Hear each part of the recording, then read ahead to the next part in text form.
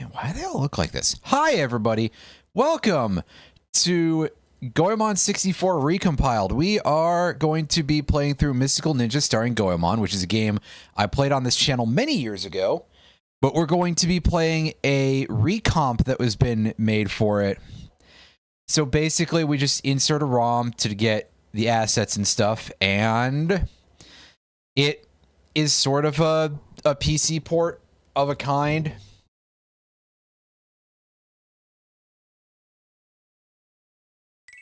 And we're going to see if this... I remember this game being all right. I'm going to see if that bears out. And admittedly, this is looking like widescreened, and I don't know if it's just like a wider perspective or what. Although the assets don't look too horribly stretched sideways, but we'll see that later, I guess, probably. Yeah, like the model looked fine, and we saw that rotation, so it, things sort of seem to be okay. I don't think this is anything other than just here's a wider screen perspective. And, you know, I don't remember exactly what this looks like in terms of its height or anything, if maybe we're losing shit off the top of the screen or something. But anyway. Hey, look at all the ball arms there that are sprites. They're flat objects instead of spheres, I believe. Or they sure look like it, which is one of those things that you get with a lot of games of this era, especially on the N64, in order to try and preserve the illusion of 3D. Sometimes it fails on a pretty hilarious level. A good example of this being, well, basically all the pickups in DK64, but we won't talk about that yet. Is there a recomp for Donkey Kong 64? I wonder. Or something else that would let me play through it. There's a couple of things in that game that are just absolutely insufferable that I would want some sort of, like, assist to get around. Beetle races. Oh, who said that? I'm sorry. Anyway. Right, I forgot what this option menu looked like for a second. Until I saw this, and I remember the first time that I was trying to play this on emulator years ago, it had some very serious issues on what I believe was Project 64 at the time.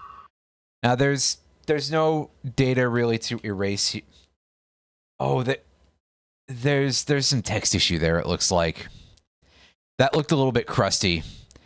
And of course, it's talking about, oh, pages needed. I mean, listen. You know, the old memory card for the N64, or as they called it, the controller pack for some reason. So these cutscenes are not pre-rendered, so they may actually be completely okay with the fact that this is... Actually, you know, I probably should have checked to see if this matches up correctly to my 16:9 perspective. I don't know exactly if that's the case.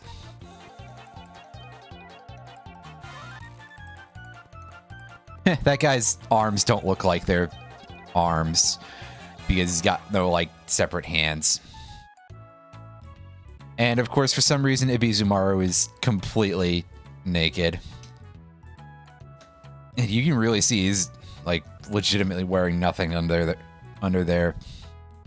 Ah, yes, the very strange humor of these games. I feel like I did not play this as a child just because I was like, I would not have really understood any of the gag, but in general, this game is deeply odd for a game to be localized in 1999, I believe. I want to say 1999 because this game feels so much like an OOT-styled game that it's like, I'd be shocked if this was something basically put together from first principles. It had to have been later than that, right? Oh, no, it came out in 1997 in Japan and was localized on April 16th, 1998. US release. Okay, Wikipedia, tell me about when OOT came out. November 21st, 1998. So this predates the game. Well, God, I'm sorry that I keep saying that because clearly this cannot possibly be a ripoff. I have like a certain recollection now of a lot of people being like, "Oh, well, it kind of rips off." How can it though? If it came out months beforehand, even over here, that timeline no longer makes sense. Anyway, there's a plot going on, and I don't care because this game's plot is goofy and very stupid. And if you dig a little bit too deep, you will probably be a little bit upset on a certain level, unless you're the sort of person who's like, "Oh, I don't care." That, like, yeah, I will get a little bit into some of that later on, but our villains are a theater troupe. Japan does seem to love a lot of their like really campy shit, and I'm not saying I blame them or anything. Well, Oedo Castle has been laser beamed in some way.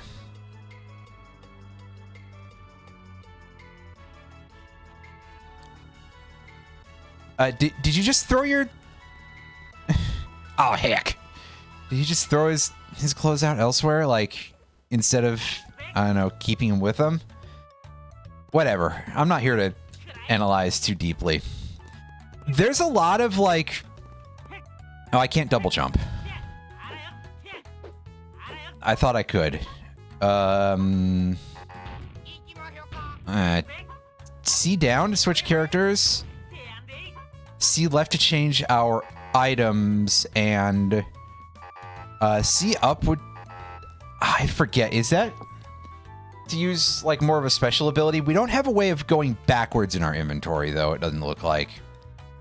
And Z button for... Well, I suppose technically you'd call that crawling, but it's more like sort of an inchworm imitation. Anyway, we can throw our coins around, and that's our projectile attack that we have for Goemon. Ebisumaru is currently toting only a hammer. But, yeah, everybody gets their, like, basic melee attack. Later we'll get other characters. So, what was I going to say? I forgot. I got sidetracked by trying to remember how the controls work. Oh yeah, there's some like slightly Gintama-ish vibes to at least some of this. I think more on the basis of like that's sort of the type of humor that this game relies on. And that sort of nature, that sort of absurdity in humor is a thing that exists a fair bit in Japan. Or at least I think it's a little bit more so than here. People take shit too seriously here, I guess, is my main complaint. Can I dive in any way?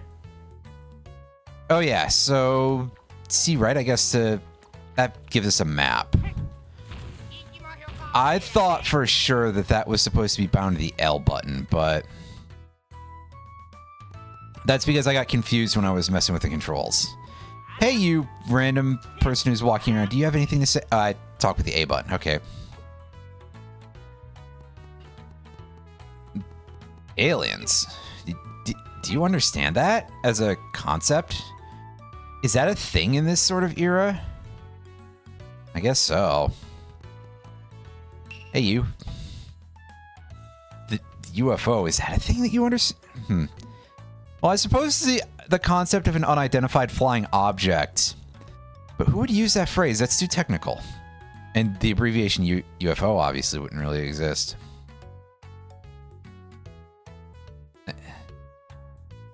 Whatever.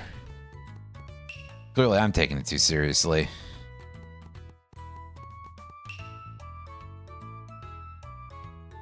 Turning it into a European castle. Is that what that was supposed to be? A model EU citizen, though. That's very... Like, there's something very funny about how specifically that's phrased.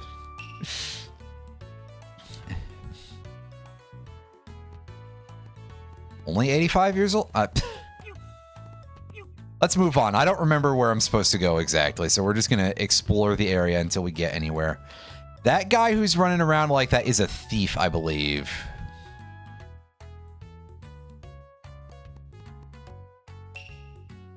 And if he crashes into you, you drop a bunch of your coins and he tries to eat them. An item, huh? Well, that's very non-specific.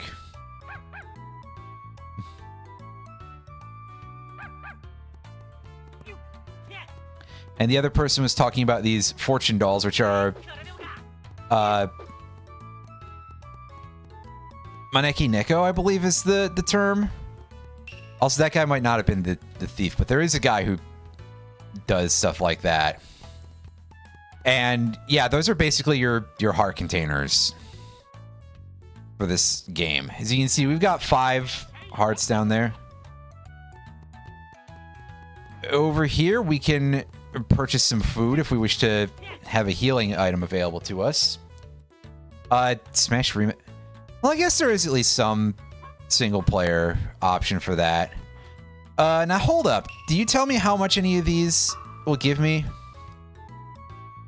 Okay, so at least they do tell us how much health we get back, so I'm not flying completely blind. But yes, hello. How's it going? And yeah, or the coffee shop. I'm trying to remember. There's a purpose for this here in later parts of the game. I think this is used for fast travel or something, but I cannot recall. Oh yeah, there's... Smash Remix does add quite a lot of characters as well. I played Smash Remix some years ago, and I remember being able to play as Wolf. And that was pretty fun. I used to be okay at Wolf in the more recent Smash Ultimate. I was about to just call it Smash 5.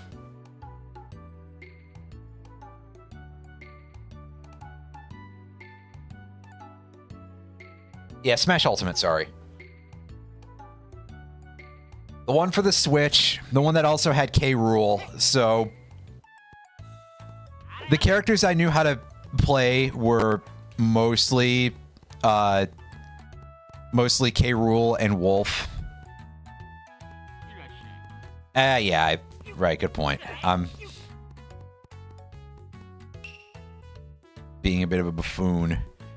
So these automatically recover. Right, so these are more like auto revives and heals, which is quite nice. Is there anything else around to... I think there's some place that sells this like armor that'll protect us. Yeah, this guy. Calling this a sombrero, which seems a little bit inaccurate, but... I mean, it would also be quite funny to have him in like an actual just sombrero. So when it says shots versus attacks, the body armor protects you from more like physical attacks, while the hats, the various headwear will protect you from ranged attacks, which we'll see they're like little bullets very specifically, and that will... I'll try to describe that a little better when I actually get to show it off somewhere.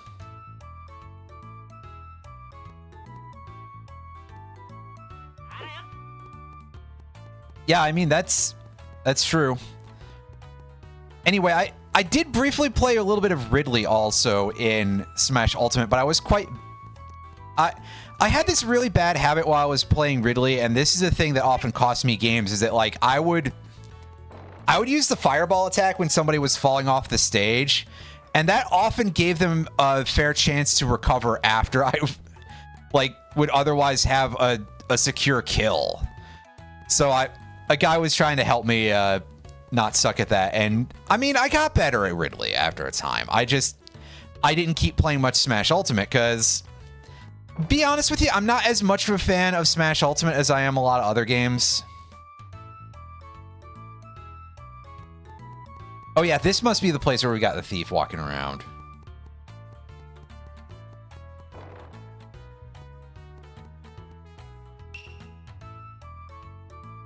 Although, granted, saying that, I haven't played a fighting game, period, in a while. I need to remember to hook my arcade stick back up and maybe pick Strive back up a little bit.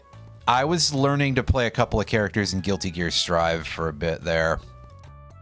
I was playing Gold Lewis a fair bit. I forget if I have all the DLC for Strive. I did not buy MK Legacy Collection. I forgot about that.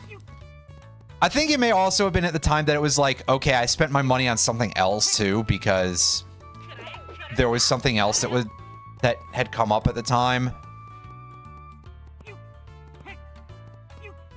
And now I do not recall what that is. Because that's real smart. It might have been that I was going to get it around Christmas, that I was going to throw down some of the usual gift money I get at the end of the year on that. And then a bunch of the really big CD sets that I wanted finally existed for a price that I was willing to shell out for them. So it was like, oh yeah, somebody finally listed these CDs for $40 instead of $100. Keeping in mind that these CDs are like 5-disc sets, by the way, people. For anybody who thinks that sounds like a ripoff for a CD, it is a big set. Should be able to move forward. Oh, right. We need to get our hook shot, basically. Going from 50 to 40. Yeah, I mean, again, that on Steam. I will definitely put in a note to look for that. If I don't pick it up now, I'll definitely make a note to look for it in the future. Steam sale. I've got a little chunk of Steam cash sitting around right now because I offloaded a bunch of shit from my Dota inventory that I was like, I'm not using this anymore. So I dumped some digital hats and I've recuperated a little bit of cash. So that's a thing I could make happen. But I'm all like, I always look at that and I'm like, what do I want to pick up? And I just weigh things forever. And then I just kind of end up missing out entirely. I mean, if nothing else, a couple of months from now, there's going to be a spring sale and I'll be able to look at stuff then and, you know, have my eyes unclouded by the fake prices that they have outside of sales. Parentheses, technically those are the real prices, but let's be honest here. Steam sales, although they have decayed over the years, are still a legend, so people prefer to spend their money on things on sale. And I mean, who can blame anyone? Everything's getting more expensive and wages aren't going up. So, like... And finding jobs, Christ almighty. Somebody posted recently today, oh yeah, 45% of employers put up fake listings. And honestly, the fact that that percentage is above 0, the world is fucked. Anyway, we got our first sort of piece of heart in the form of a silver little cat thing. But that's enough. That's enough of my usual bullshit for at least 5 minutes. Because God knows I'll have some of my usual bullshit to talk about with this game sooner rather than later. At the moment, I'm just sort of exploring the area because I don't actually remember exactly where to go from here. Hey guys.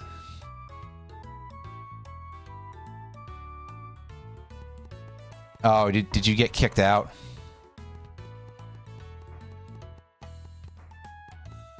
Oh, hey, you know what? Since I know that this guy's not the crook, can I talk to you? Okay, yeah, he's here to tell us about how to save a video game, which, to be fair, I mean, to be fair, that's not an incorrect description of when I do things a little bit. If that wouldn't be too large of an image, and if I thought that either Twitch or Frankerface Z would be okay with that.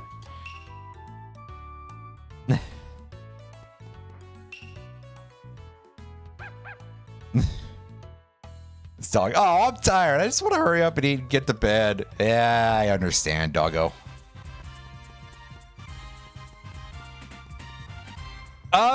Yes, I have a couple of emote slots. I just haven't gotten around to making any of them yet because of reasons of basically me not really knowing how to appropriate my time.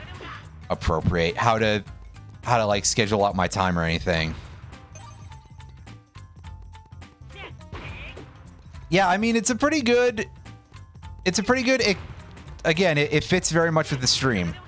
Oh, by the way, yeah, the hands on those little walk-in enemies here, those have got to be like 2D objects, right? There's no effing way those are actual 3D spheres. It's the N64. If it was a sphere, it would look incredibly lumpy.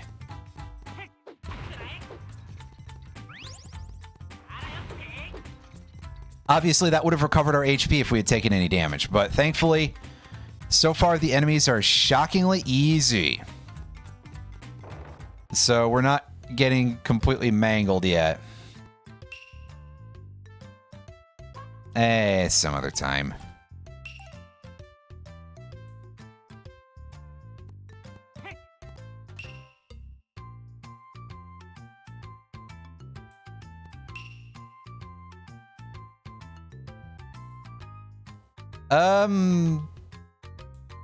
Sure.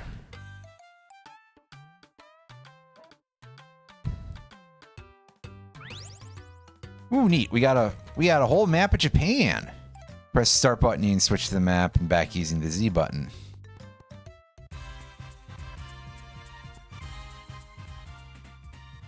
Oh, okay, right, because it's the second page on our thing. Yeah, you love that wavy background. They definitely liked those when they were putting this game together. Oh, yeah, for sure. Oh, you are correct about the Pokemon in Smash being 2D. Saying that gave me like a huge flash over to what that all looked like. Because, like I said, it's been a minute since I played a Smash Brothers. But yeah, they absolutely were in Smash N64. And that was the thing I could tell even back then. So yeah, that enemy with the gift box shoots little metal balls at us. That is what is meant when the description for a piece of armor says it protects from shots. It protects against those. And to be fair, that's actually a pretty good thing to get because those can be really fucking annoying, actually.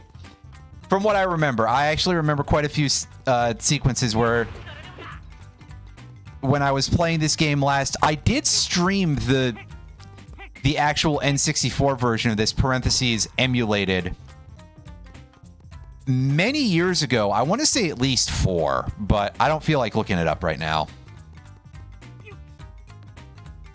And so this is one of the very rare instances of a proper replay on this channel of a game that's not a rando. And you may be asking, why'd I choose to play this again? Well, because playing the Quest 64 recomp just had me kind of thinking about other N64 game recompilations. Yes, recompilations. There we go. I was like, hold on, is that the correct term? And it is. But I was like, yeah, I like this concept. I'd love to go and play a couple more of them, but I just didn't want to play like the same ones that everybody else has done. And besides, if I'm going to play through Vanilla Oot, I'm going to be doing it on Ship of Harkinian with a bunch of like speed mods. Because we've played so many Oot randomizers at this point that it's like, well, truth be told, this is all kind of mere formality at this point. And I get to go, hey, here's how Ship of Harkinian compares to the original tech-wise. This is not necessarily a bad way to play it, although I'm a person with a bit of a stick up my butt, and I would absolutely tell even a complete neophyte, just play the N64 version. You don't have to buy a cartridge, run it on an emulator, but play the unadulterated experience. That way you can get it. And then you can look at a modern game and go, wow, we have come a long fucking way. Ooh, yeah. That recovers our HP to full.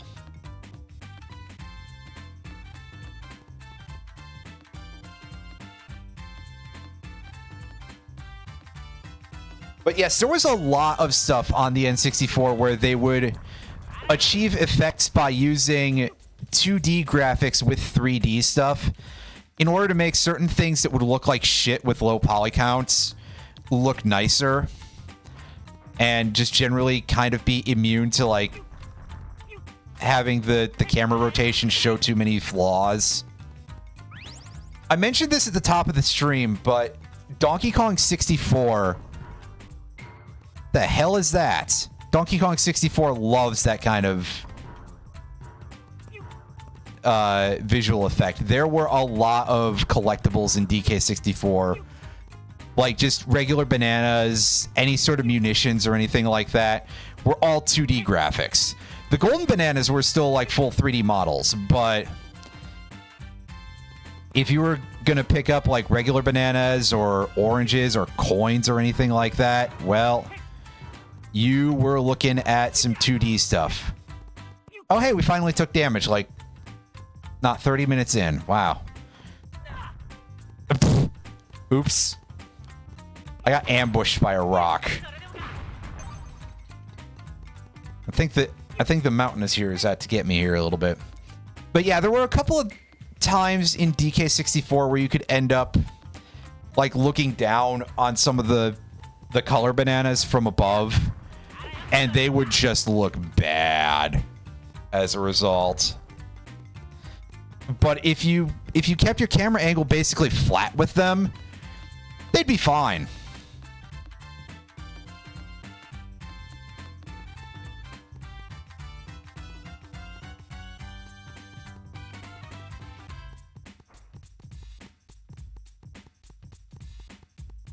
Anyway, in this room, usually we find the painting for Gobi's Valley in here, but today there's apparently some dude's house. Hey, do you have a good pipe?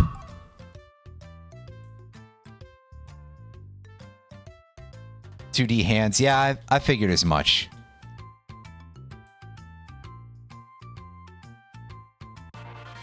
The chain pipe. Yeah, this is our grappling hook, our hook shot type of weapon. It's a platforming tool, a little bit more than a weapon, but it does fight. You can fight okay with it. I mean, depending on range, you may be kind of like left hanging for a little bit there, because obviously if there's less space, you return faster, but now, I'm sure that won't be too big of a problem.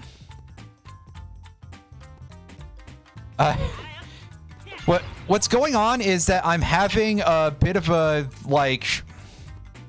Well, calling it a midlife crisis seems a little bit incorrect because I'm expecting nuclear war any day now, but actually no, it's more like I've been a fan of Quest 64 for a while, and somebody posted about the recomp. JJ, I saw on Blue Sky, and somebody also, like, just thinking about that had me thinking about some of the other ones, and I remember seeing a Goemon recomp last year, and I was just like, okay, I need to go back for that. I want to play a couple more of these N64 recomps because I do kind of like the idea. And I did want to do something at least a little bit different from just like, oh yeah, you're playing Zelda, you're playing Star Fox. You know, I'll play plenty of Zelda rando, but yeah. I'm really pleased with this too. My big hope is that there were a couple of spots in the N64 version of Goemon, and as I mentioned, I streamed that several years ago, where I encountered some lag. In, for example, the last room of the festival castle, which is the third dungeon, I think, if I'm recalling correct. Yes, the third dungeon, but I'm maybe a little bit dicey if I have the name right, basically. That in the last room before the boss, because it was this big climb up a bunch of rotating things. And, you know, 1998, clearly the N64 was a little bit stressed out by that. So my big hope is that things are cleaned up in that general area. I mean, the rest of this otherwise, mostly just kind of looks how I remember, except that the screen is wider and it's not just like everything is stretched from 4:3 over to 16:9. No, they made the view aperture wider, which is nice. So you get a little bit more horizontal screen share. You can see that our HUD is sort of floating in the middle a little bit. But I'm not going to complain about that. This map looks fucking huge, though. I don't recall if that's exactly the kind of map size that we had back in ye olden days, because goodness knows, I'm pretty sure that when I played this last, Donald Trump was still president. Oh, fuck's sakes, man. That's really an unhelpful bit of... that doesn't tell me the time. It's like, you there, what year is it? Skyrim just came out. Fuck. But, yeah, anyway, for real, I don't recall for sure.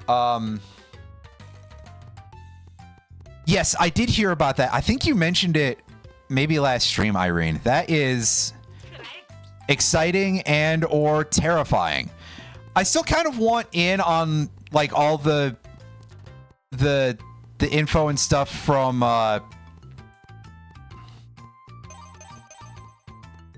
like how to tweak certain stuff and the spell list and whatnot. But that's because I'm the sort of person who loves doing rebalance stuff. But also I'm sure that if I touch anything like that, somebody would be like, well,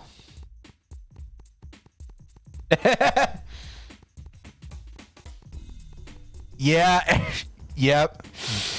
Ooh.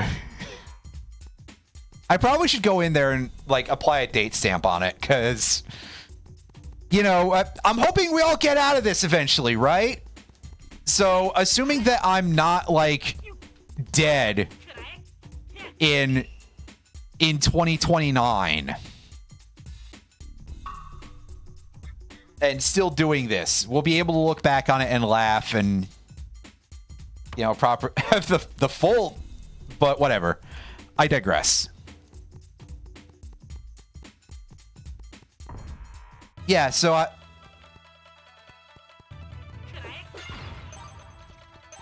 oh, is that not completely doable? Well, at bare minimum, if I can do some, like, recalibration... Because surely, if the randomizer can do certain things, like, some of that has to be adjustable as a result, right? But yeah, again, it's just like, hey, if that's a thing that I can get in on the information there, full stop. Or I guess if you can link me a Discord where any of that stuff is or something, I'd love to do a little bit of digging and just, you know, maybe in my own time whenever I get around to it. We can Titus laugh about it into sunset. Yes, exactly, JJ. Okay, so this can probably be a little bit dicey because we do not have a... We don't have a first-person perspective here, so... Yeah, doing what I just did is definitely a good way to fall in a hole. To get the exact results that you just saw.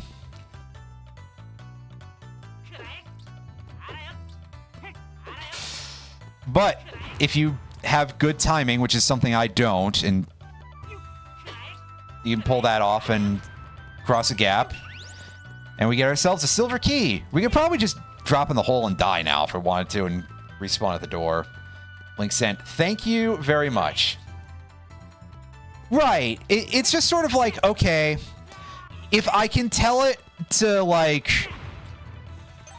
switch the effect, basically, and then I could have Avalanche just be, like, somewhere else or something. Just to sort of be like, hey, yeah, it would be nice to have every element actually be considered to be a little bit more viable. Granted, every time I've played Vanilla Quest 64 on this channel, I've ended up maining fire, so... Whenever I say things like that, for anybody who's like, hey, who's considering doing rebalances of this game? Oh, it's the psychopath. There you go.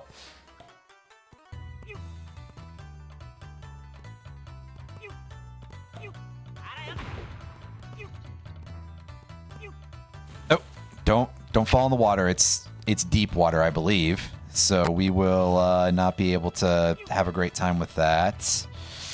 Okay, I want my lucky cat over here.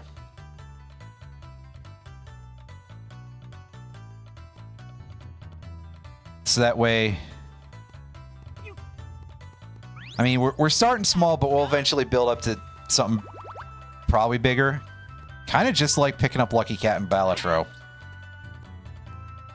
Or if you're like me, you just suddenly have a terrible string of luck after that point.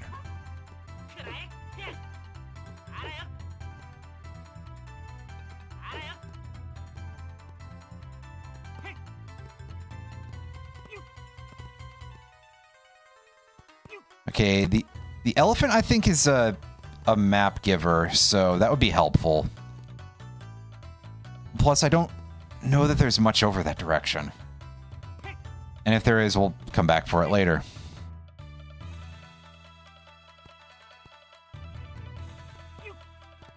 Careful. Okay, no, I think the water isn't actually deep because I see that stairway. Yeah. We can still climb back onto those stones. I didn't think about those after... I must have seen them and then just not thought about them. Mr. Elephant, now you have access to the map of the inside of the castle. Press the start button. Switch to the map with the Z button. That doesn't let us pull up the little mini-map, though, unfortunately. So we get this, and it's kind of rotating around like this.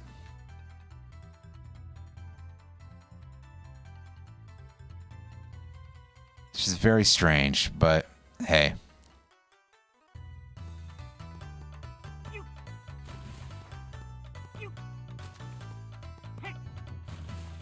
Yeah, I'm pretty sure that French Vanilla, well, the main thing that I recall about Quest 64 French Vanilla is more just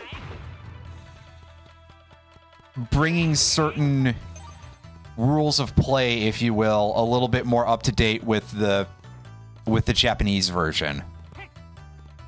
That's what I recall anyway, so I can't necessarily speak much on, like, hey, did they rebalance any of the spells or anything?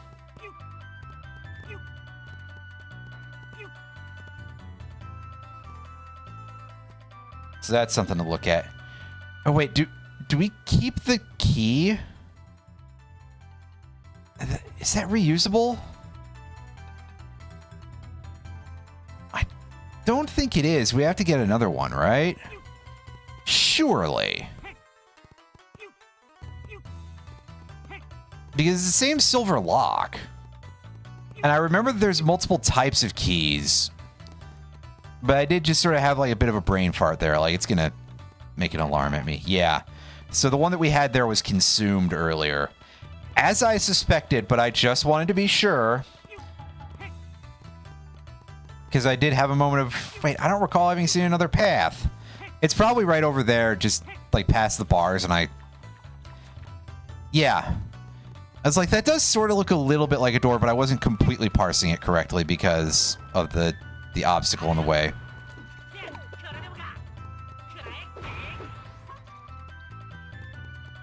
Yeah, and the larger enemies have a bit more of an explosion. Reminds me a little bit of some things in Mega Man, but I think when the big enemies in Mega Man that have those sort of like more ring-like explosions in, say, Mega Man 5 and stuff like that, when they explode, that tends to be dangerous still.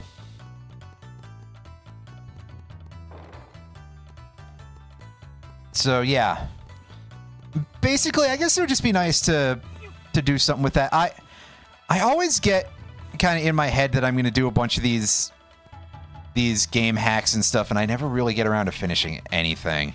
I'm so bad at finishing projects, just period. The sheer long list of stuff that I still have left unfinished after all this time for so many things. Oh gosh, it's slightly embarrassing.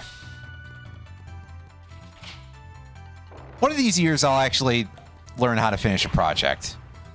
Look, if I can finish a game on stream, surely I can finish, like, doing something else.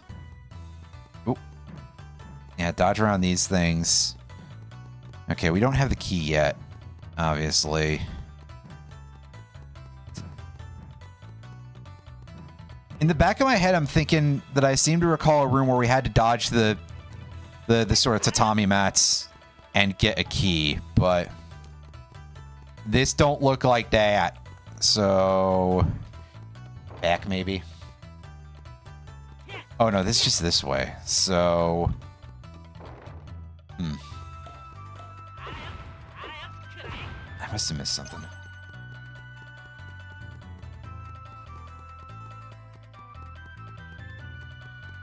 Yeah, I mean, it's appropriate. We would all like to not think about Donald Trump as much as possible, so. Do I have to, like, wait for these things to die? Do I have to kill a bunch of them? It might be that.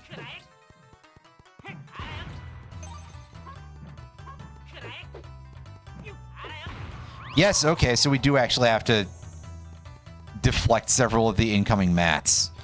So I only half remembered how that room works.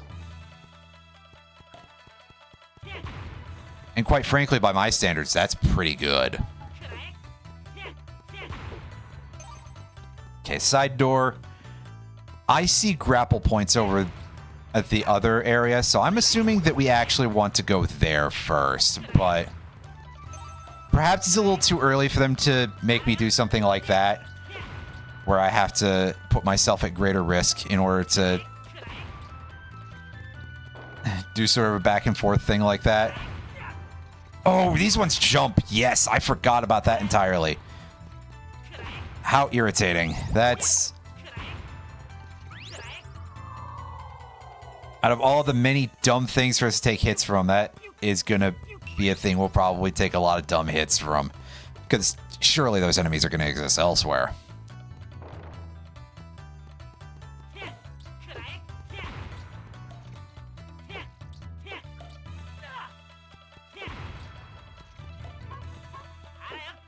But yeah, there's our first instance of another key type other than the regular silver key.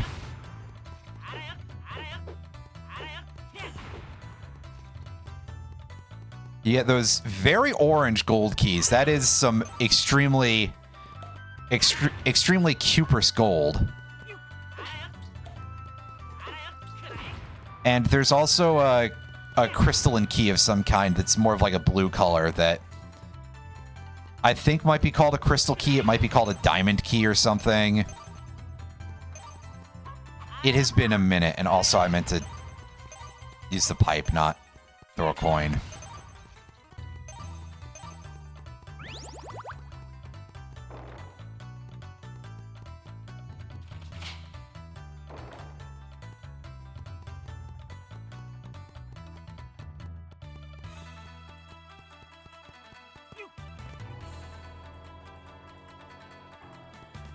I forget if this is the end of the dungeon or not. But these things just push you into the water, which is great because, well, they damage you if you land on them, so don't do that. But it's better than them pushing you into the void, I guess is what I'm getting at here. It's kind of like those things in Snowman's Land. Except they are less jerks.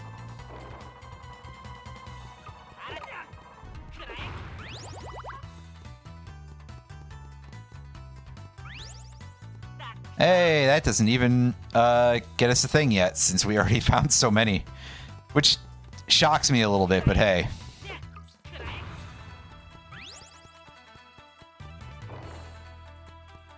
Oop. Look out, we don't want to get hit by that thing, because we know that drops.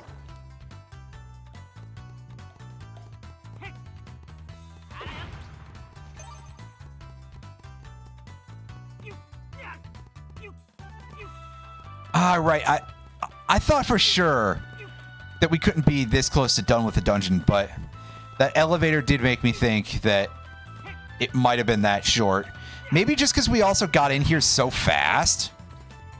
But yeah, that fellow with the conical straw hat, Mr. Arrow, that is our compass of sorts. Very rudimentary in that regard, but yeah, if I had been thinking this through, I would know there's another floor. The amount of information that screen gives you is not amazing, but it's something. We'll take it and we'll be quite happy about getting some sort of information here.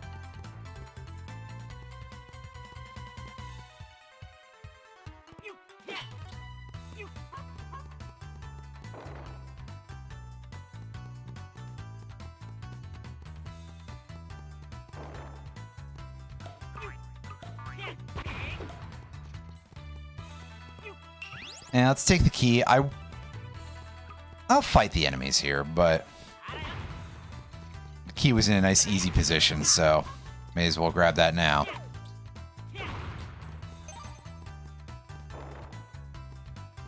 Okay, now where was that locked door before? Oh, there's nothing going on there. I wasn't sure. Because obviously we can't really look down, can we?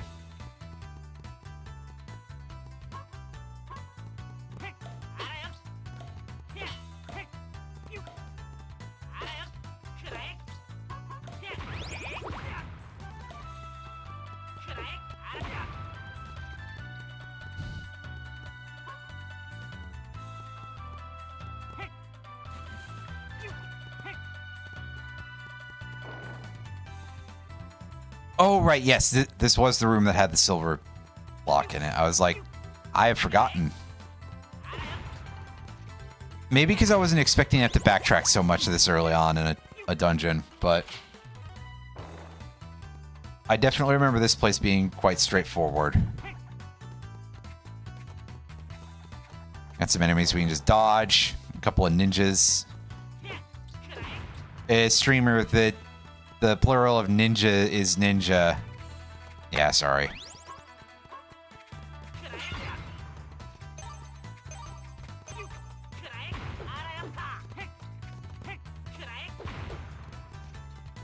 Anyway.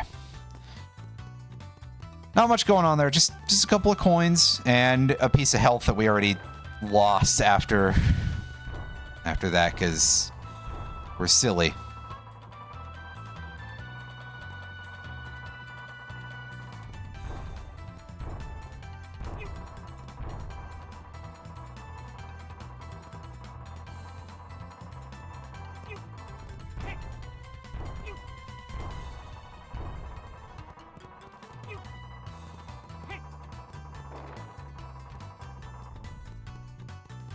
And yes, our boss is on the 3rd floor, so this will basically take us straight to the boss at this point. And you can see this dungeon only had 2 types of keys in it.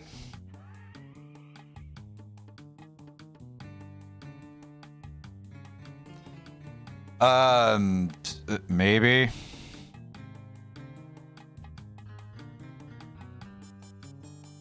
And get a load of that hairdo. That's a choice, all right. Only half of the head. Well, that's certainly a strange decision.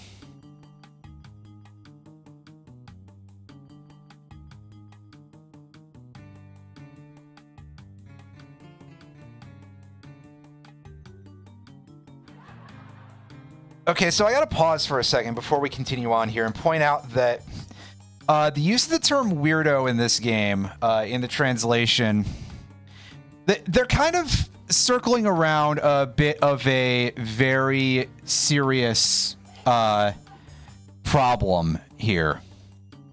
God, this would be a really awkward time to get a host. But in this case, when they're saying weirdo, the word that's being used in the Japanese original script is okama. And I know that this may not necessarily be like a very familiar term to a lot of people. And there's a good reason for that, because okama is a very, very loaded term in Japanese. And by loaded, I mean that okama is kind of the rough equivalent of the F word. And by that, I mean the 6-letter F word, not the 4-letter, not the one that I employ frequently, or like the T word. Some people in Japan have sort of reclaimed that a little bit, especially folks who they present in a way that's a little bit more drag queenish, I would say. Obviously, I'm not intending to be offensive to anybody, but it's like, yeah, okay, that's a whole thing. Word reclamation is a very complex sort of subject, but Goemon is just kind of out here being deeply offensive, and it does sort of cast a lot of the things about this party and how they deal with these characters a little bit worse. So, yeah, we're not exactly talking about a very PC hero here in a lot of ways. And also, it is sort of a case where it's like, you might guess that something is up, because why are they laughing about this guy being like, who are you calling weird? Which, I mean, I guess Baron does have kind of a fucky hairdo, but aside from that, and then it sort of ends up being that, like, the Japanese version, it's more like he's saying, oh, who are you calling a word I won't say on stream for obvious reasons, parentheses, because I don't want to get in trouble for it. It's a serious semi-academic discussion. I'm not just throwing it around to insult people. But obviously that's not a joke, but it's a different kind of not a joke than in English, where the English version is not a joke in the sense of literally you're just sort of laughing at absolutely nothing, whereas the Japanese version is more of it's not a joke in the sense of like Ricky Gervais doesn't tell jokes. Anyway, that's enough of that shit. We got a boss fight. Just keep that in mind every once in a while that like the things are not necessarily the most, yeah. As we're fighting the King Robot Congo.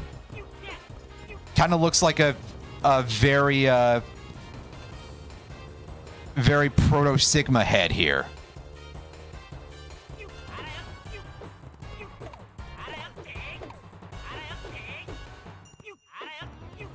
Yeah, saying that though, I do want to point out that from a gameplay perspective, I do love this game, even though I have some serious smoke for some of the writing.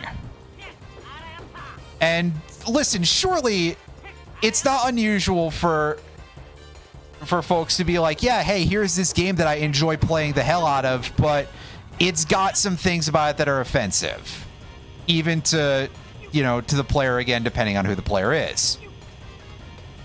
Like, I have some problems with some of the writing in, for example, Phantasy Star Online 2 New Genesis. I think I've discussed this before, but I don't know if I've necessarily explained the whole problem that I have with it, which is that I feel a lot of the plot, once you get to a certain point, after it, the fourth region that I've forgotten the name of offhand. Not Kavaris, the one afterwards, the fireplace, but my brain is like, it's some 4-letter region or something. But the next point of plot after that is basically that you go into a bit of a storage of things that include like your main character. And it sort of becomes a very Attack on Titan-ish plot where it basically feels very often like that part of PSO New Genesis is like justifying eugenics in the instance that, you know, we might need to breed a race of superhumans who can very specifically kill the devil in case the devil is real. Parentheses, their version of the devil is Dark Falls and the Dolls, not like literal Satan. And obviously, that's fucked up. No, eugenics is not cool ever. Not even in the instance of this made-up bullshit that you came up with out of nowhere. If the devil came to Earth and the only way we could defeat him was with a race of specially bred supermen, well, maybe we deserve to lose to Satan. Anyway, yeah. Yes, that's definitely very correct, Matt, with regard to, like, you know, games like Conker's Bad Fur Day and stuff like that. I would say Conker's Bad Fur Day is much more of like a South Parkian experience, but South Park has definitely been the sort of thing that, like, offends everybody for reasons of not just good taste in the past. Anyway, did we take damage? Have we taken damage against this boss? I don't think we have.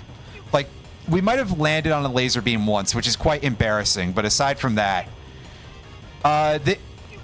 this dude's got jack and fuck all going on, which, you know, very cool looking big stone Sigma head for a minute there. And the tune was pretty good for a short period. I mean, it's a monstrously short boss theme, but it definitely, you know, it fits like, hey, you're in an intense struggle. And then it's this.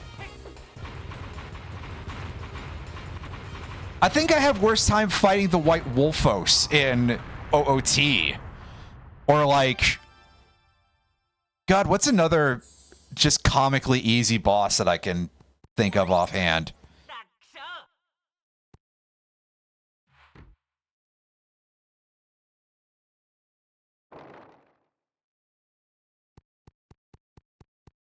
Like when I have to go fight Titan unsynced in 14, that's harder.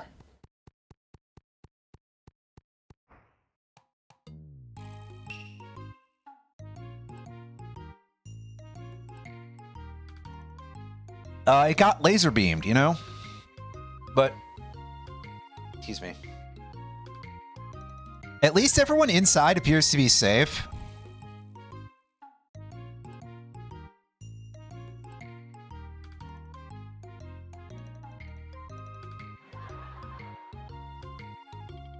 I'm going to assume that the phrase strange name there is intended to also be kind of offensive, but I mean, it's definitely a choice, all right? You can't think of anything, well, more straightforward to... Well, I guess it would be quite straightforward, but... Yeah, straightforward is clearly not the, you know, nothing tougher sounding. Yeah, that is kind of true. Like, if you play that like shit, you will get thrown off of something. Because you're not going to skip the entirety of the fight because you can't just one-shot it.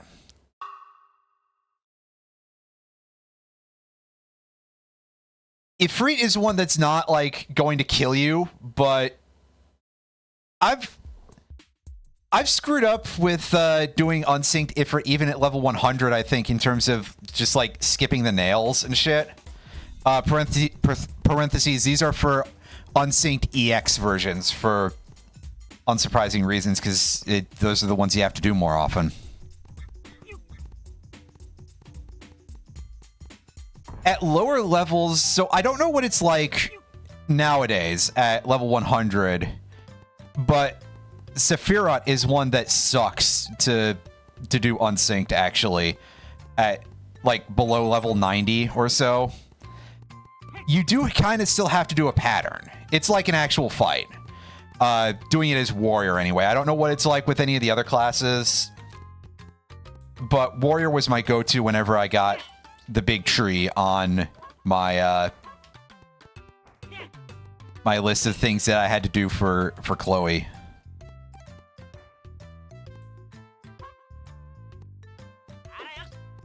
Well, I don't know what Sephiroth is like for DPS, not even at level 100 nowadays. Granted, I haven't played 14 in a while. Yeah, the EX. I guess I should probably like reinstall and at least play for the trial, because there's still a couple of weeks for that left.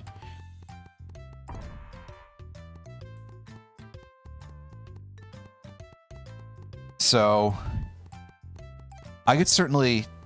I kind of wonder how, like, free it is to do unsynced, like, Titania EX, etc. Titania and the other Shadowbringers raids.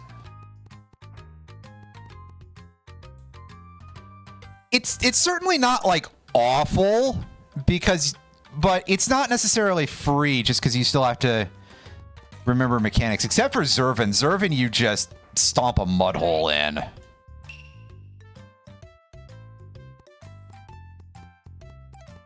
Oh, does that still need people?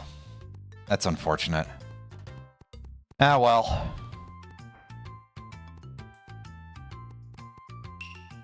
So do any of you guys want to tell me where I gotta go, or should I go and investigate our very goofy looking fortune teller?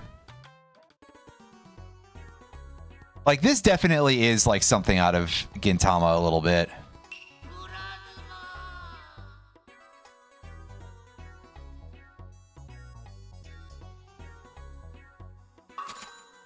Because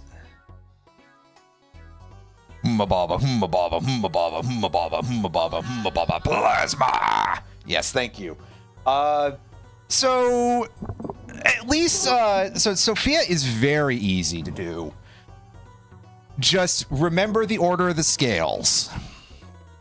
Sephiroth I was just dog shit at, so I don't know if it's maybe that. But Zervin is legitimately free.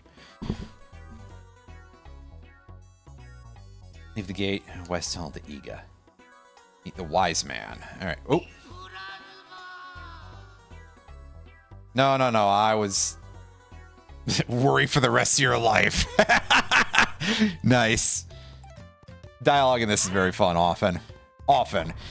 Aside from the part that I was complaining about earlier. But I digress. Oh, can you just skip that part of it? Because if you can just skip the scales, I didn't know that was a thing.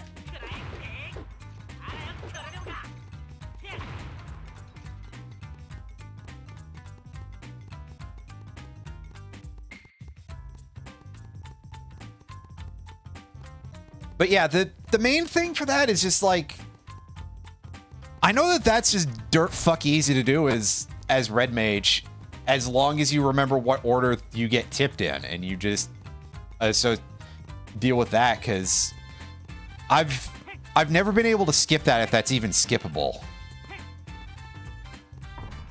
Which, I mean, hey, I could believe it. Is it? No, we don't go this way. It's something like that. I think it's basically left, right, right. But again, when was the last time I played was actually months ago. So...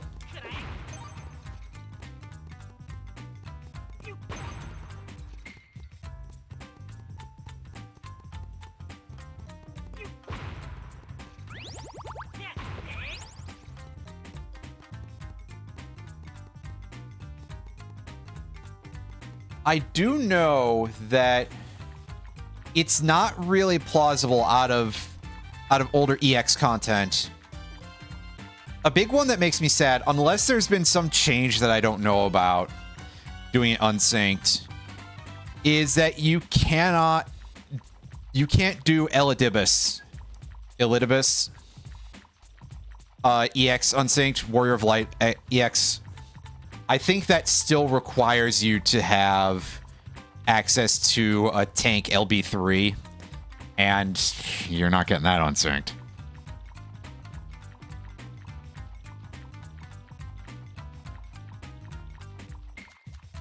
Wonder about the Eden Savage ranks at EX also, because, well, for sure the big ones that give you like major rewards, i.e. 4, 8, and 12 of the previous one, Omega. I did beat Kefka Savage unsynced solo. Well, parentheses, mostly solo. I did go in there with another guy, but he died very early. But I beat that as warrior, more or less solo at level 90. So nowadays the level 70s, except maybe for Omega, which probably has mechanics that require the use of a party.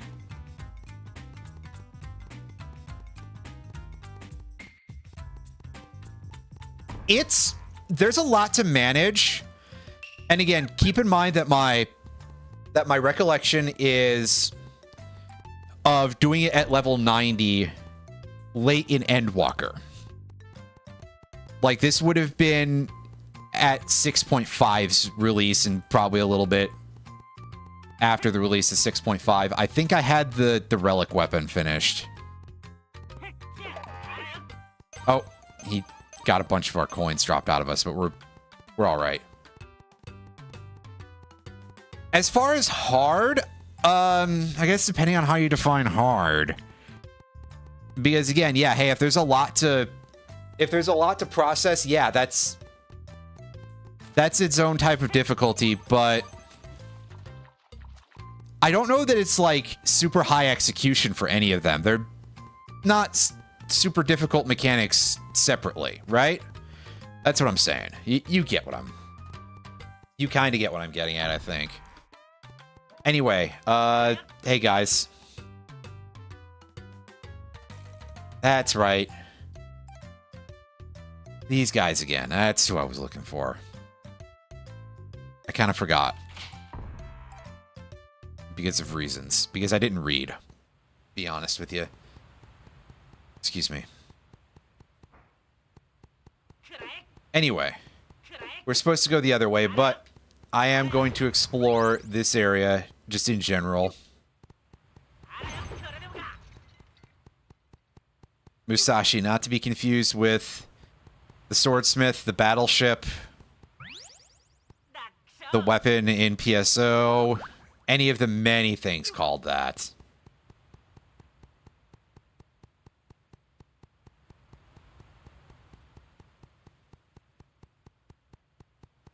But yeah, I did solo Kefka Savage once. That's all I've got on that one. I'm curious how the Eden Savage raids are for that. But I don't even think my warrior is at level 100 anyway, so I'd have to level those up for that. So yeah. Anyway, enough of that. I haven't played 14 in a while. I just wasn't super enjoying the direction of the story or anything, and the gameplay, well, some parts were just getting a little bit too drawn out in certain areas.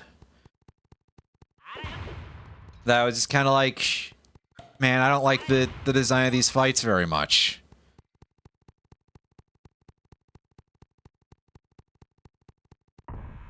No music in this tunnel or in the other area for some reason, but we get some music back now.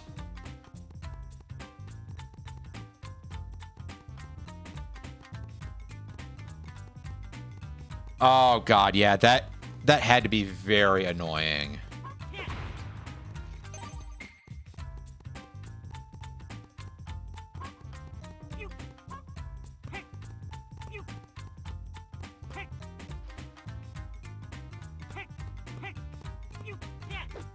Usually the mechanics are going to just cause more problems than the sheer numbers a lot of the time.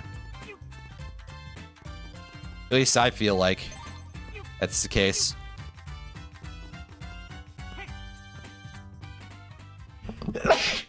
Oh, excuse me. I was fighting that for several seconds and I was like, ugh, get out of there already.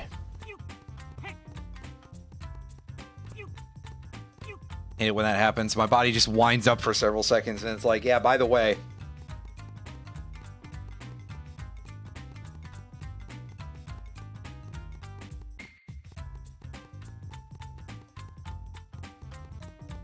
Now, clearly we're supposed to stay on the road here, but I don't think it actually affects where this cutscene happens.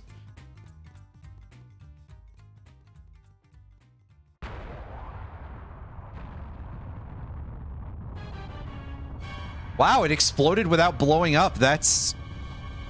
Huh. And then it just sort of gets swallowed into the earth. I guess that's how they show it crumbling.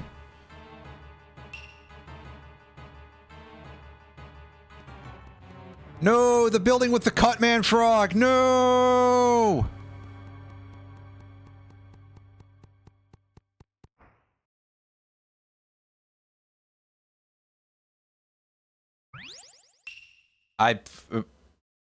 Yes, but I don't exactly know what that is. That does look a little bit unfortunate, though. A little bit gross. Oh, it's a shell. Okay. It's supposed to be a conch shell. Oh, was his house marked by a Cutman frog? Hey, man, what are you doing here?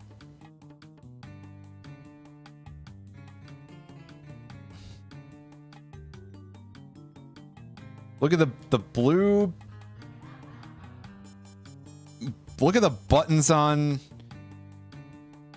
The texture on the belt looks like it's made of rope.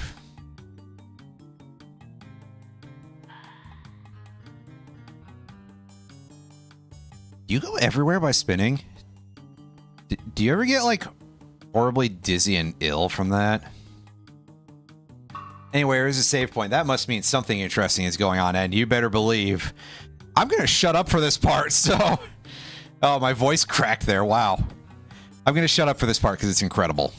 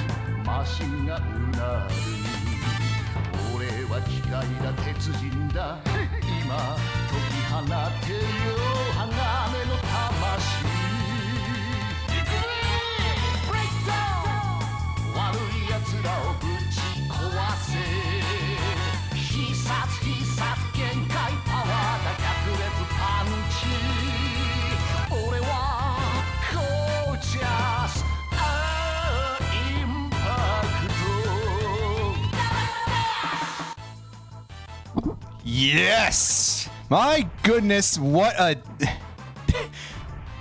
Once again, I am deeply surprised that this game got localized when it did.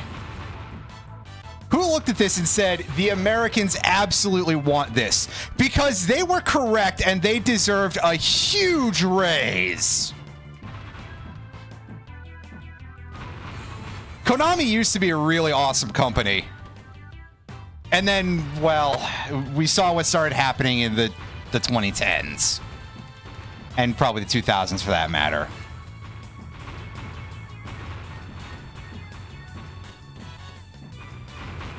So in this sequence, we have some very simple controls for controlling impact on his roller skates.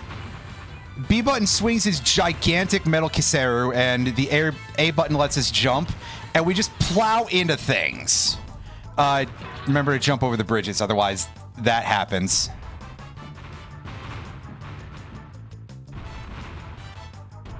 You fall apart like a very poorly constructed Lego man. But there is a reason for us to destroy as much as possible in these sort of side-scrolling segments, and ooh, that looks bad. Ooh, we're running into a little bit of the limitations of our thing here. As we get into this sequence, which very much, aside from the interface issues, so if I can remember what the hell my controls even are here, other than the A and B buttons are your punch and kick. Okay, is that the L button to grapple? Yeah, and you do enough of your B button punches and you can do a kick. Okay, no, it's the R button, and you just basically do this. Z button, I think, is going to be to shoot. So, yeah, whatever the issue... Yeah, Z button lets us shoot our coins.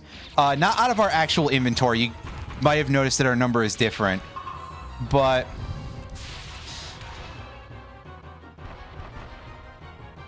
yeah. The indicator that says oil, I believe, is our HP, whereas the enemy's health is up there.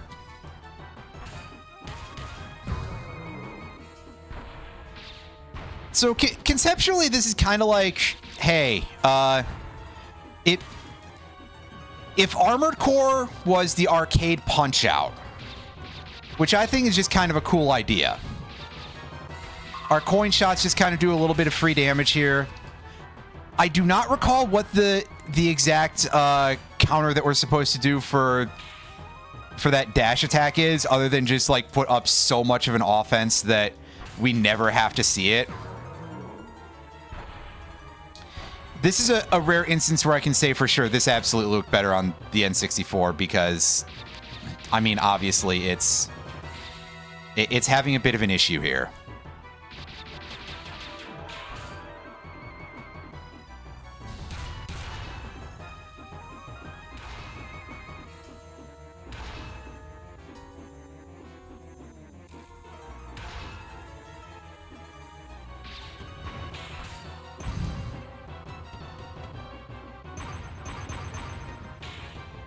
Nope. Shit. Yeah, it's a bit of a problem. If you miss the grapple, things kind of get a little bit rough. And also, he's doing his super for a second time here, so we gotta sit around here and deal with his... waiting for that, and...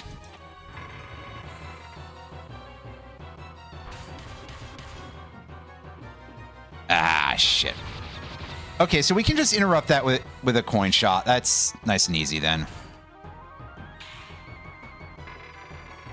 That, I think he was prepping another super. I think.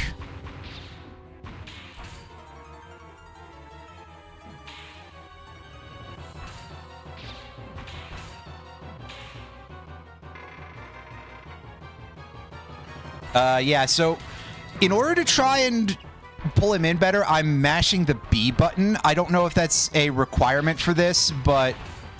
Oh, shit. Yeah, I got a couple of shots out there. Punching them out of the air gives us more ammunition, which is great. I mean, I don't think we need anywhere near as much as we've got, but hey. Ah! Fuck, I shot too late to get that, so... I would like to see if I could have those graphics not be screwed up that way, but regardless...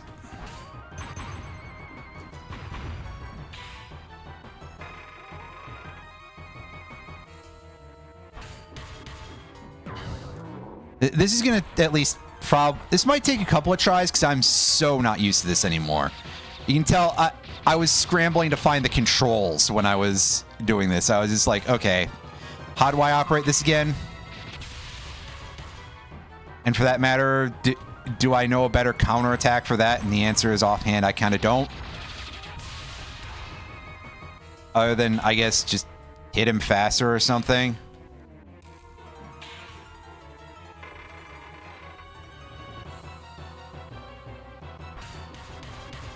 I'd have to, like, look up a manual or something to learn how to do that, I think, to figure out what I'm supposed to do. All right. Oh, I failed that. Grab him out of the air during the wings. I do not know what that attack does if you don't, so... I appear to be... Yeah, I kind of do, huh? Now that you mention it. I'm definitely, shit. Yeah, I screwed up there real bad. By just trying to go all in on this... On our grab move here.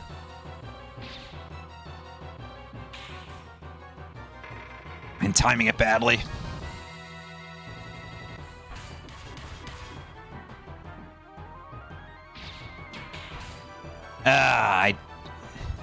There is a timing with which you can sort of negate this, I think, but I don't remember what it is.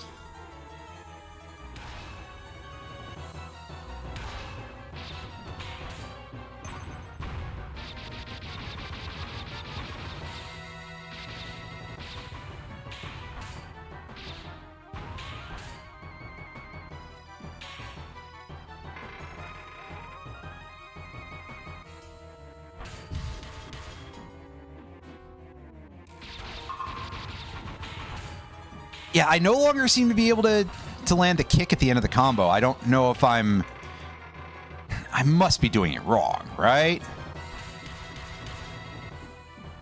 Yeah, I think I'm just doing too many inputs, basically, to that end.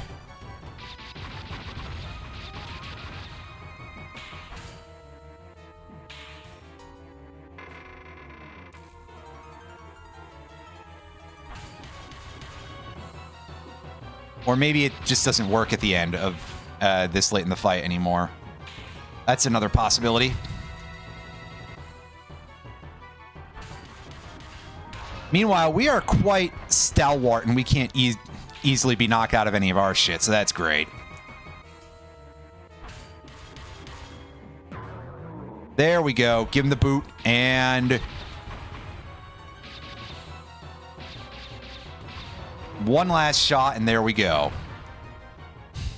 We can't do anything about that, apparently, but it didn't hurt us, so, like... It's not like we can get Iceman or anything. As far as I know. Although, again, I haven't played this game that many times. For what we can certainly consider a plurality of reasons. But again... Giant robot. I can't argue with that.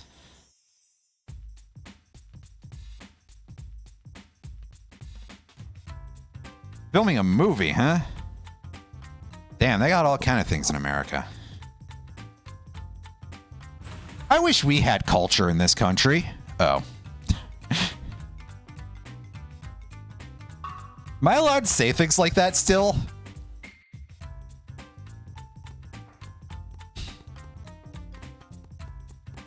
It's okay. People are only going to track me down and kill me a little. It'll be fine. I think we actually lost a life for dying during that fight, by the way. If I'm remembering correctly, but I haven't been paying very much attention to the lives because they exist and I forget that they do because it feels like a strange inclusion considering the overall feel of this game. This game definitely wants to be quite a lot of things, doesn't it?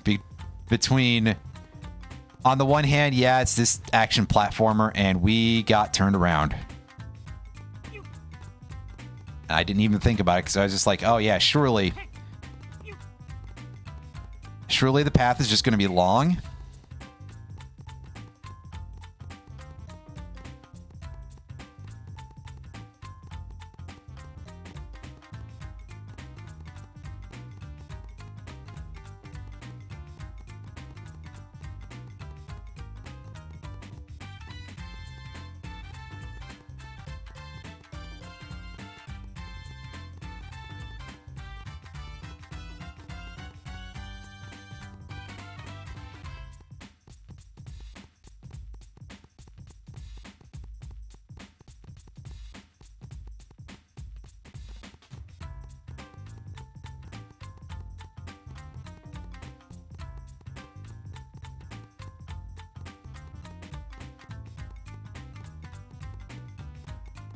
And we finally make our way all the way here into a town, because that's what we were after. Oh, hey.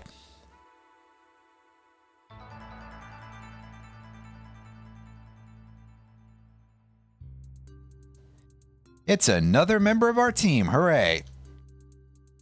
Already.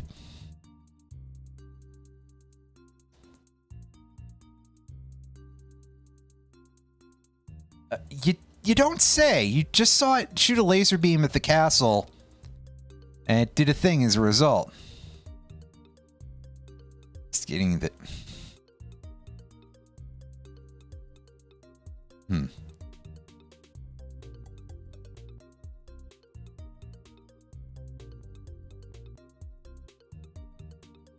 Several members, huh? Well, I guess... Peach Mountain Shogun is a useful phrase for purposes of, wow. It would make sense that they were associated with a giant metal peach UFO. And secrecy is not necessarily, despite being a secret ninja agent, not your thing, huh? It's not worth it for us to split up, but what has she got? She's got a katana and that's it for now, which, to be fair, Goemon is really the only one who starts with anything special, and his extra item isn't exactly a gadget, it's just he can throw a coin.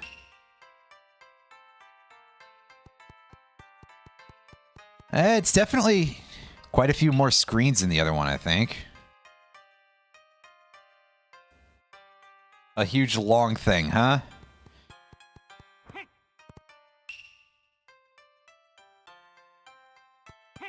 Children being kidnapped. Ah, I see ice has been through here. Oh.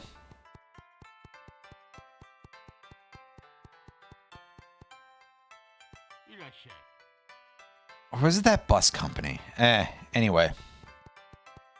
I don't walk up to the dude yet. So how's your...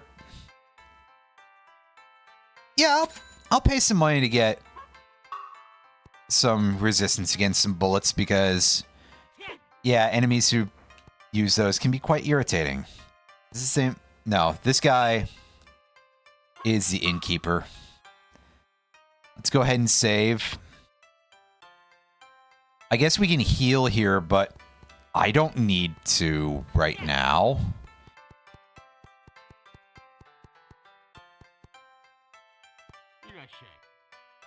Oh yeah, you sell revives. Don't need those. It won't help me in the giant robots.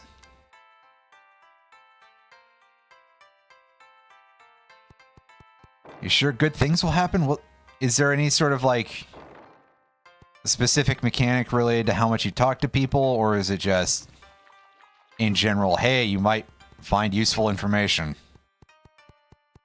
Because I don't know offhand. In fact, I'm pretty sure it's just you get information.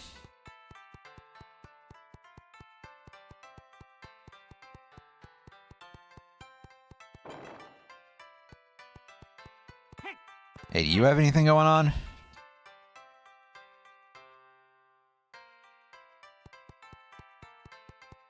What a strange thing to ask someone. How likely are you to actually find someone who will tell you about that, right? Alright, what do we got going on here in terms of... I mean, I clearly don't need any healing right now, but... Yeah, how... I was gonna say, what's the levels on these? 2. Okay, so I'm assuming that a lot of the food, it's just like different food models, but basically the same levels of healing that you can get in each town. And we don't need to talk to Mr. Plasma yet. There is a plot point where you do actually have to visit the fortune teller.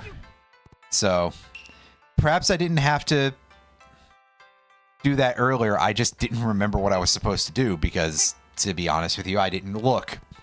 I was just like, I'll find it eventually.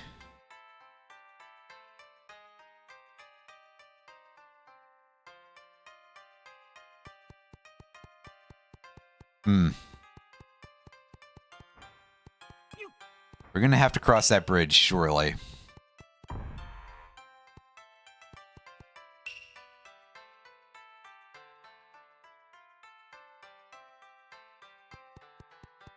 Oh, so is this door is broken?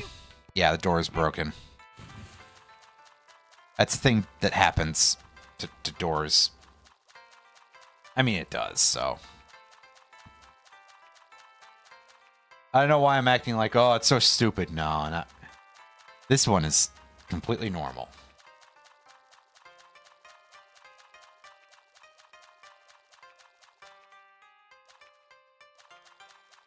But when I explain it, it sounds dumb.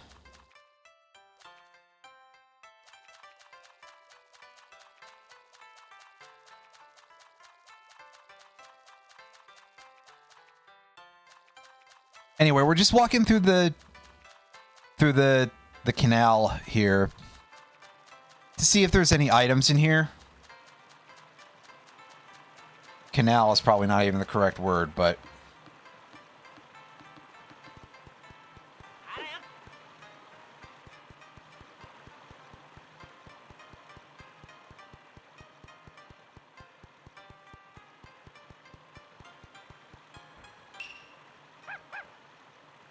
creek, pardon me. There we go. I was just trying to think of a passageway which had water. You're up the creek without a paddle? Thanks, buddy.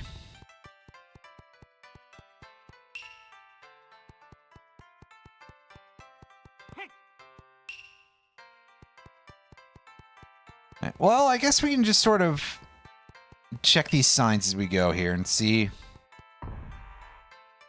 if anywhere goes anywhere useful, because I don't remember exactly where we're going here. But this is more of an exploratory type of game, really, so.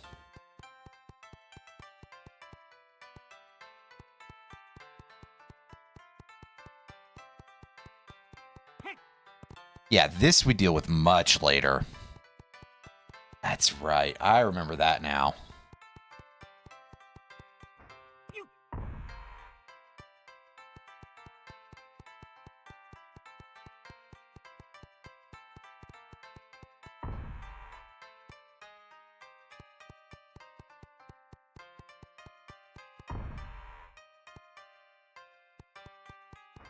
Hey, you.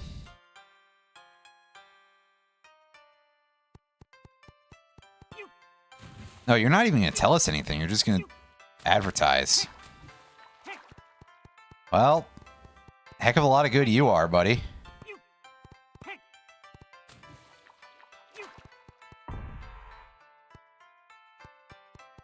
I shouldn't even act like I'm all that surprised, because, to be fair, I guess I'm not.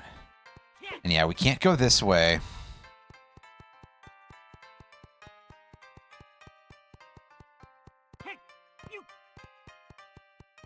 So let's go to the other side of town here.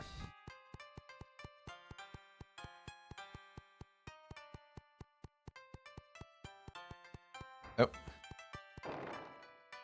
This way. Yeah.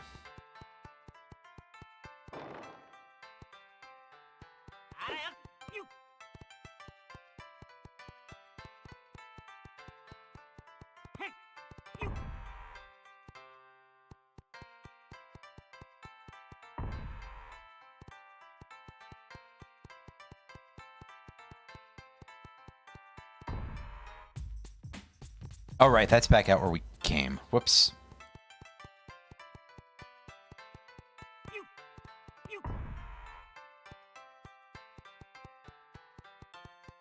That looked rather odd just because of where the camera was positioned, so it sort of looked a little bit like we were walking into a wall there. Or like the game had just sort of jammed. Hey, Ben K, what have you got, buddy? I remember you from Grand Order, I think.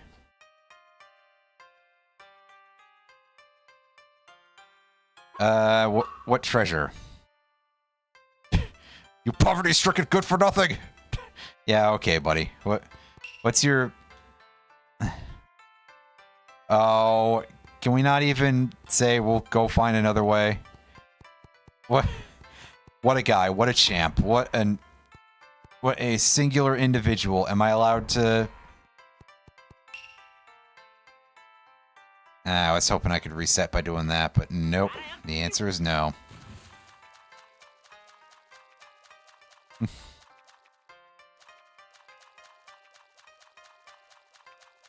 Yeah, this way will just take us back to where we were before, I think.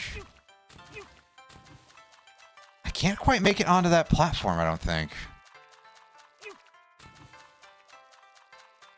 Because, yeah, we can't grab onto ledges, I don't believe. Certainly doesn't seem like it.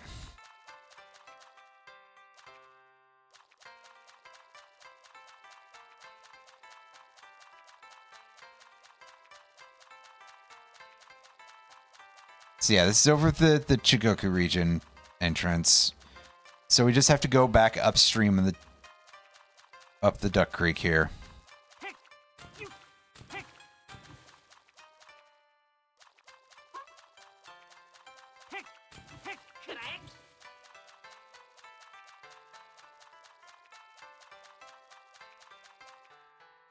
Oh, wow, 34? God damn, Mr. Allen, you have an audience. An audience. How are you, Plastic Allen and Plastic Allen viewers? 34. Oh. Do you know this guy over at the bridge? Actually playing... Wow, that's rude, Lethal. I was playing Blueprints yesterday. That's almost a good game. Well, okay. I played a couple more hours of Blueprints after I streamed it yesterday, and... Oh, Jesus, my computer is making a horrible noise. 1 second.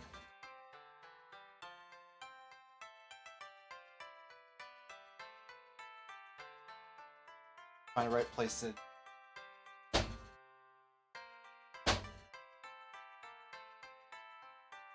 Oh, fuck it, I'll fix it later. Anyway, last time it was Quest 64.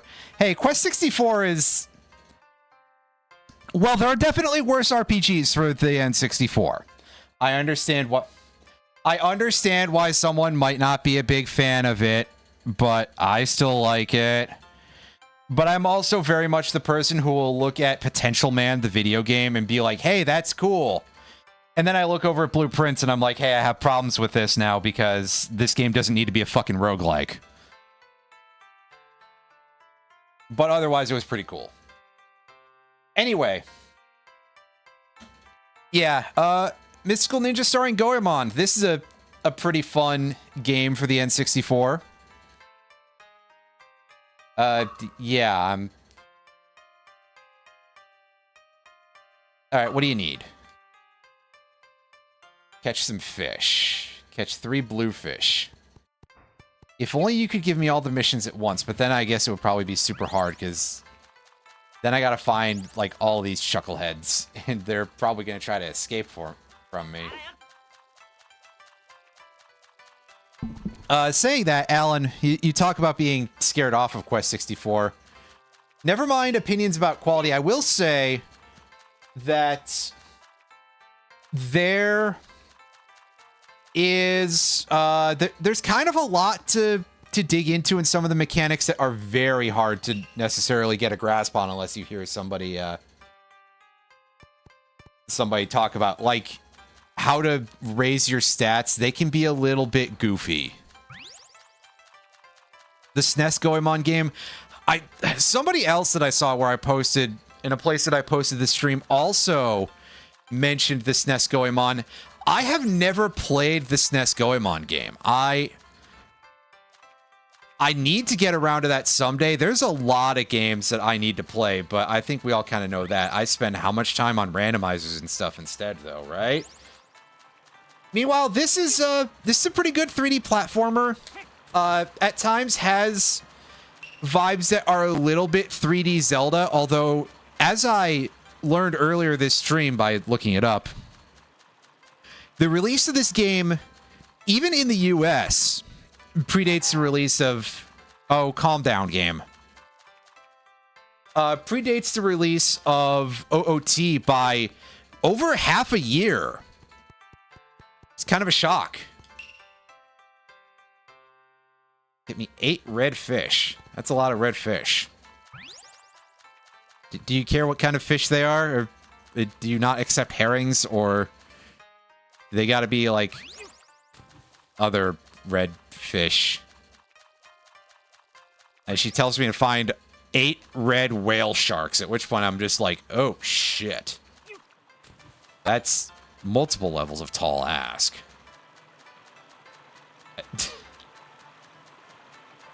Thank you, Alan. That is sort of what I was getting at, to be fair. But yes, here we are in the fetch quest phase of things. I swear there's going to be less fetch questing very soon. And more fumbling through platforming and having me be really bad at it, probably. And also occasional slight awkwardness from graphically from the recomp. I have heard there's a couple of glitches in the recomp, but we're not going to see those today. We did see one pretty major graphical error with it earlier with the impact fight, the first person mech battle, because as you can see, this is stretched out to 16:9, but it's a wider viewpoint. It's not like the graphics are stretched. And that's very cool. And then you get into a certain other place where your interface is just, like, not covering up the whole screen. So there's a bunch of just, like, background rushing past that doesn't match up with it in the backdrop. We received an Achilles heel! That looks like a log. A very faceted log, but, you know, cylinder as opposed to sphere, so it's not getting the 2D treatment. Anyway, I think it would probably be easier to get out of this creek by going this way. And then just climb up when we're at the upstream. And then go through town to get back to the bridge.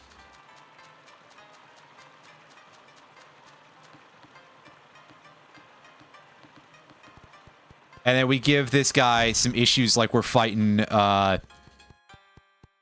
fighting Brave Fencer Musashi. I teed up the joke and then I forgot what I was going to say. I love it when that happens.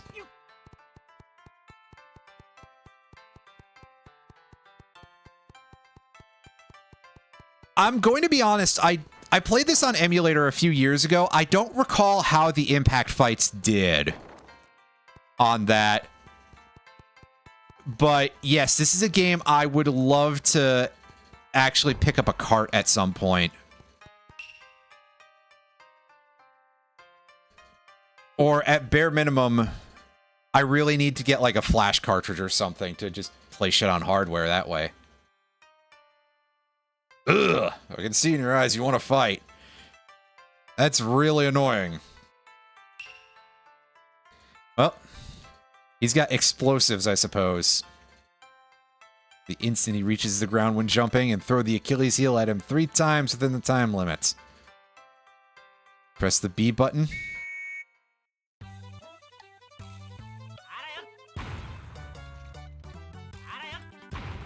That's right, folks. It's a mini game of sorts. He's onto us, or maybe I'm throwing early.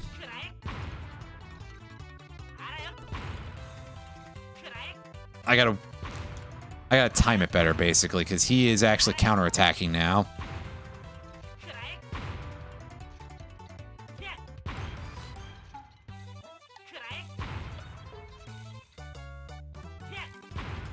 Let's see. What if I let him just like get prepped to jump? There we go. Yeah, that was pretty bad at. Ever since then, yes, I'm sure that's how that works.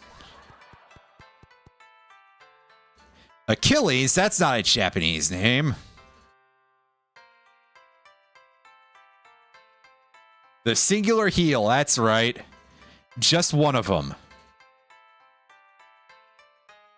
All right, what do you got? Oh, you've got a dead robot. Well, that's helpful.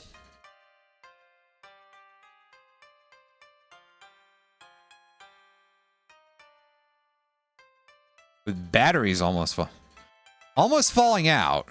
So we should just be able to put Sasuke's batteries just back in, right?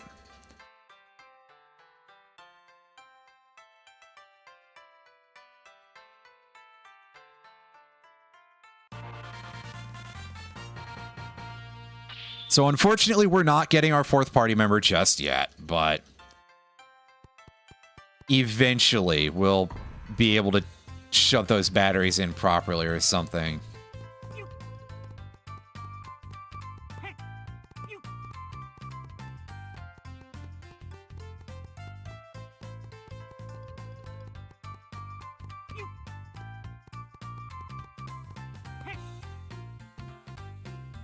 See, that looked like a place where I would hide something, but maybe it wouldn't be like anything too high value, I guess. It is quite obvious. But getting around to it looks like a really ugly jump, so... On the other hand, maybe... Is this the building where we have to climb up real high to get to another Lucky Cat? This looks like it, if I recall correctly. Oh yeah, A button to read things, not B button. Door is closed with magical powers. Ow. We need to be a wizard to be able to unlock that door? Well, fuck. Where am I supposed to find a wizard in... Well, like anywhere on short notice, I guess.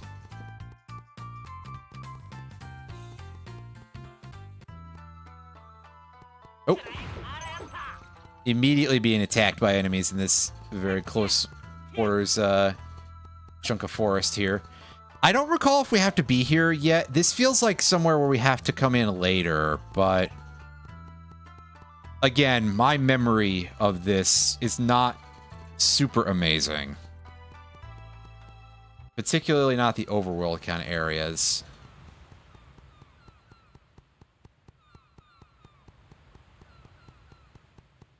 Just knock. That would be a...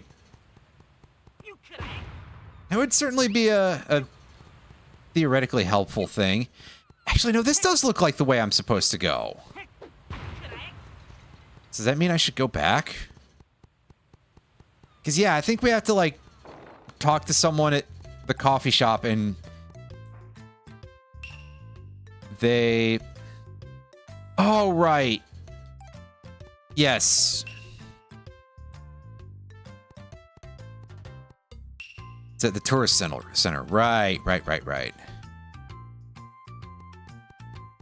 I mean, that's a good question. I think because it's much simpler to...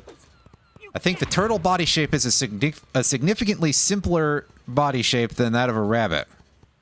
That's all. A rabbit stone, that would be very complicated. How would you feed it carrots? Actually, streamer, carrots are way too sugary for rabbits and they shouldn't eat. Yeah, I read that recently. So, I'm going to assume it's correct, but also shut up. It's just a goofy bit. We're not talking about actual animal dietary things.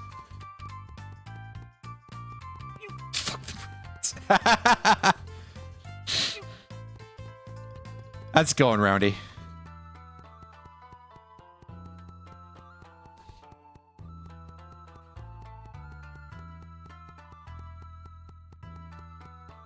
Going? Well, it's hard to argue with.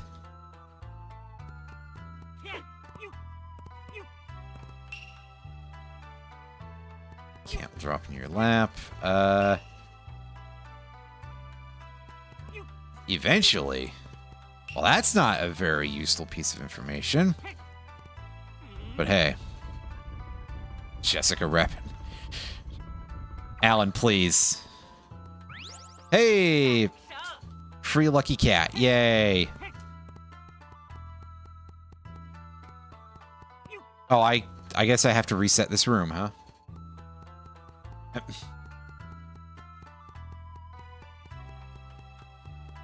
On which note, Bugs Bunny munching carrots is basically the equivalent of him smoking. Yeah, pretty much.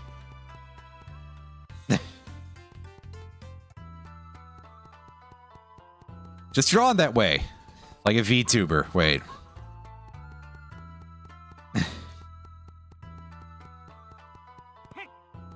One of these days when I remember.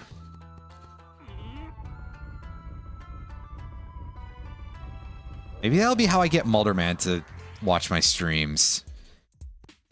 Aside from the fact that it is currently... so right now it's about 9 p.m. here, so over there it must be like 4 in the morning or something.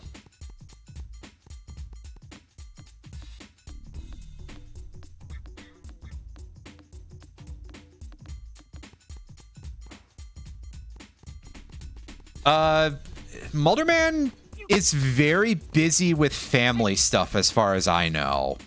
Last time I checked, which admittedly has been kind of a while. He does occasionally drop into a group chat between me, Breesulf, and Lears that we used to use for planning game stuff. Like, we would play a lot of Minecraft mod packs, and we'd play Risk of Rain 2 back before that got bought out by Gearbox, and they fucked up the thing a little bit. But, yeah, Muldy is definitely a guy who enjoys his VTubers. So,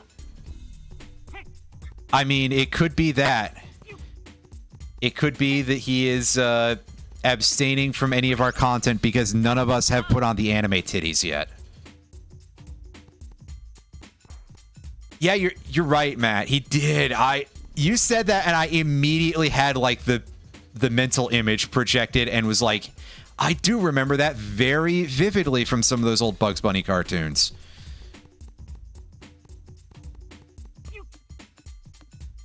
It's okay. I've had like a third of an idea or so for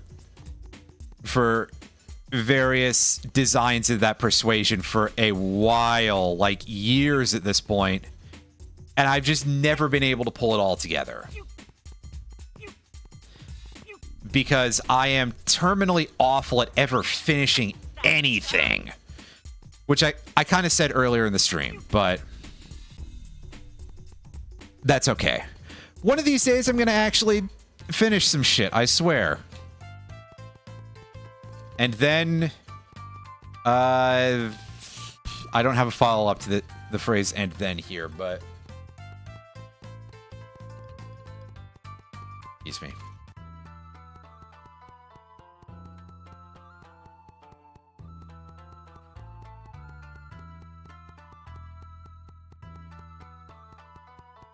Yeah, Alan, you say that. I'll be like that diagram, and it'll be the step 1, finish a project. Step 2, question marks. Step 3, profit.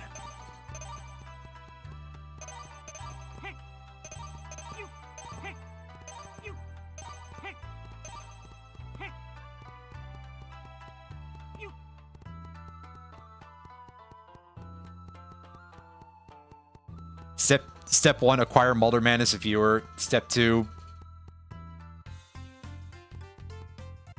would he even be allowed to purchase subs after they after the dollar gets completely obliterated? Anyway, sorry. Jokes aside, I should stop talking about things like that, but I have a problem. In fact, I have multiple problems. This explains quite a bit. Oh, we ended up here just immediately for some reason. We're out here in the middle of the ocean. I'm going to assume those things that kind of look like weird Kirby enemies are problems for us. Yeah, no kidding. That's why sometimes I'm almost like, maybe I shouldn't read the news. But on the other hand, how much can I afford to not stay informed?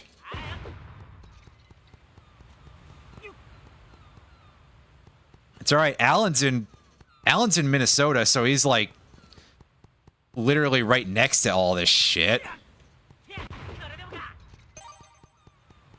I gotta imagine that's causing him great stress. I gotta imagine that's the source of that cold that stopped him from streaming a couple of days ago, is one of those fucking pigs walked past him and accidentally coughed on him. Accidentally, air quotes. Again, things that I probably shouldn't say, but also I think we all sort of recognize that I run my mouth a little bit.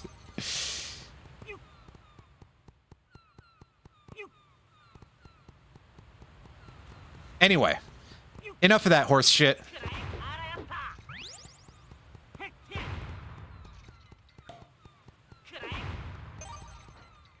Better that than rolling over, basically, right? And, you know, we definitely would like to hope that very, very few people would do that, but who can ever say? Yeah, there's that. You could still be living in Oklahoma, and I am beyond glad you don't.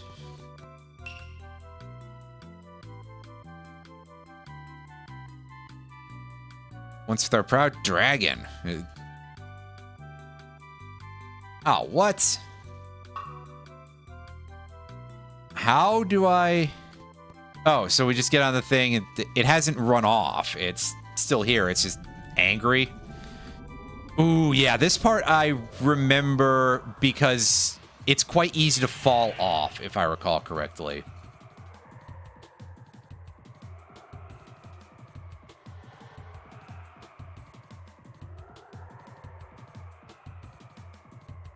We'll see if that continues to bear out. And yeah, you can see that at bare minimum, the... I did complain about what happened with the interface with those impact fights, but the cutscenes look fine in this format because they're not pre-rendered. So it's just sort of... It's able to fix itself fairly easily. This does kind of make me wonder how... Man, I think about stuff like this.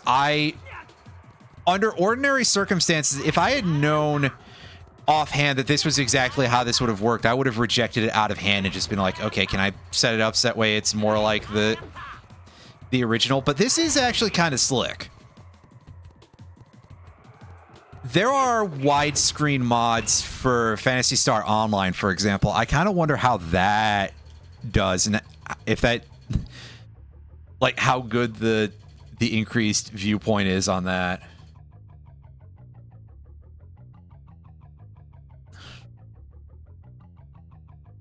Kidnapping children with colon.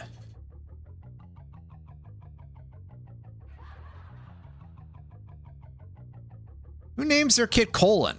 Maybe that's why this guy turned out to be evil. Clowns?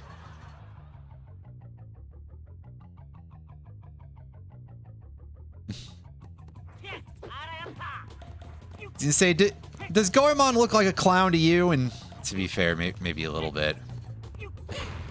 Technology is amazing, guy. Yeah, I fully understand it, which I think maybe is probably why I get so much, like, so much inner angst about the current state of technology in today's day and age, and like where the computer stuff is all going, because hey, I originally was going to major in computer science, and then it turns out that I'm not, you know, my brain doesn't actually work too good for that. But I gave it an earnest shot.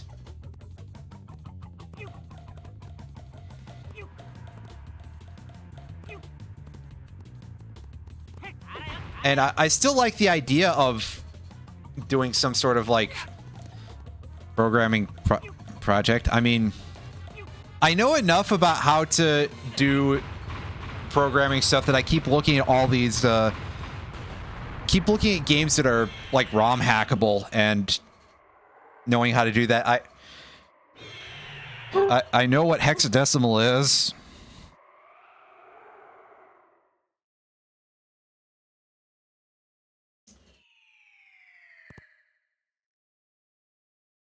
Although I swear, the last time I used a hex editor that was the Big Bad from Reboot, very possibly, I actually forget.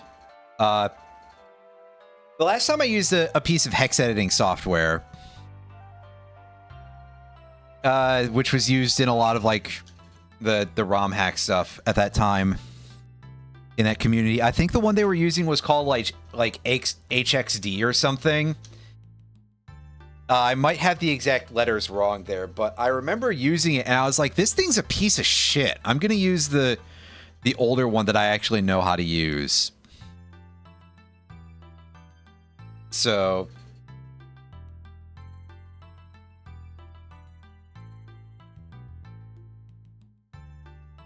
I digress.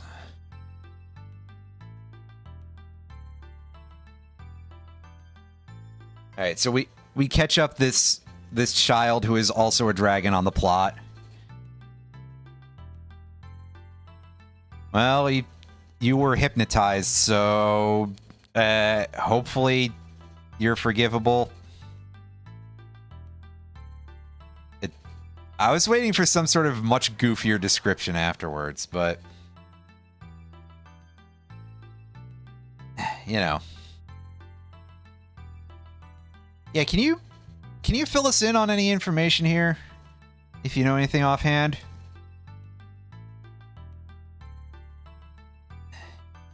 Not the most hypnotism ever, because usually you wouldn't remember anything while hypnotized.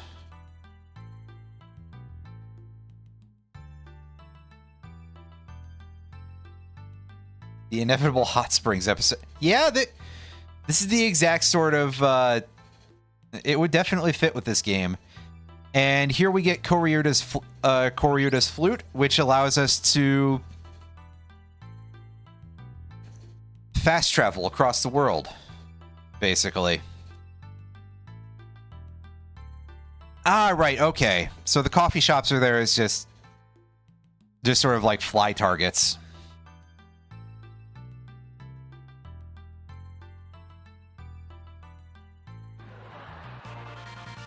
Oh, I get it, because a flute is vaguely a phallic object. Anyway.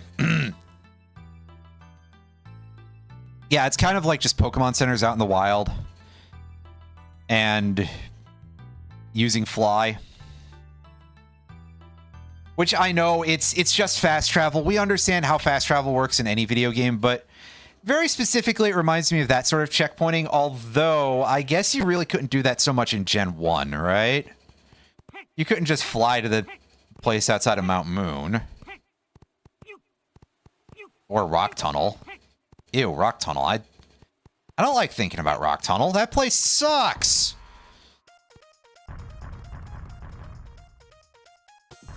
Man, is there anything good in Rock Tunnel? I think there's Kangaskhan there in Gen 2, but aside from that... Oh. Okay, good. I can at least destroy the rocks. Goemon is such a baller that he can destroy a whole boulder with his Kiseru. That's kind of incredible, actually. Yeah, these... Yeah, I was gonna say, these things all shoot at you. I remember there being several rooms where these were huge pains in the ass. Nothing good in Rock Tunnel? Or is that specifically a no at Kangaskhan? Although, yeah, nothing good in Rock Tunnel does sound about accurate.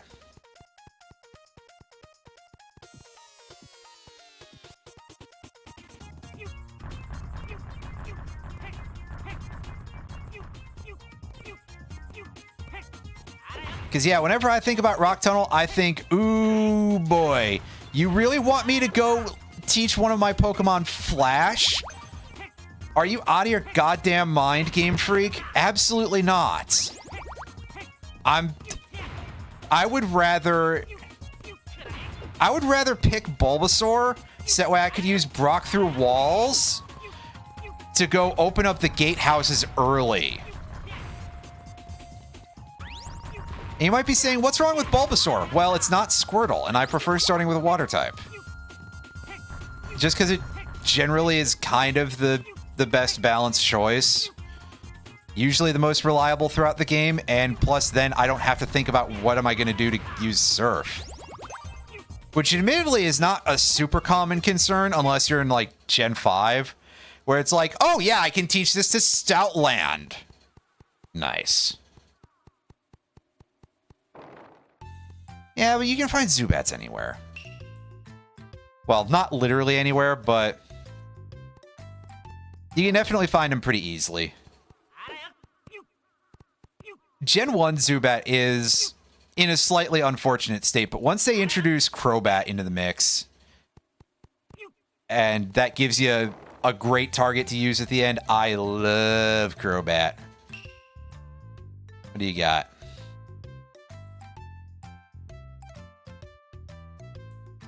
Receive help from God. Not in the Christian sense, surely. It wouldn't make sense in this period. Oh, I have to actually do this in order to interact with the world here. My Medal of Justice, huh? Is that what we're calling it now? Received the Medal of Flames. So this is an upgrade for our coin toss, I think.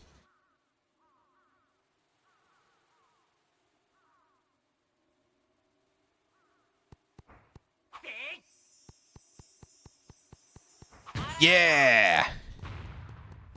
That looks significantly stronger anyway.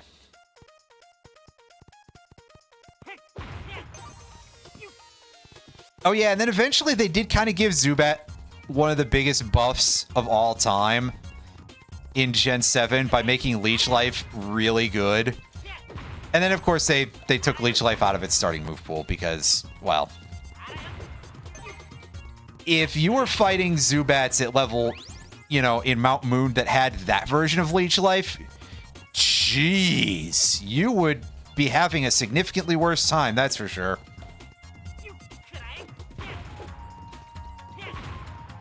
At that point, you would have to put something that resists bug in front of it. Which, I guess that's like flying types and rock types. So, at least you'd have options. Because there are plenty of birds in early Kanto. There's Spearow and the one that's not as cool.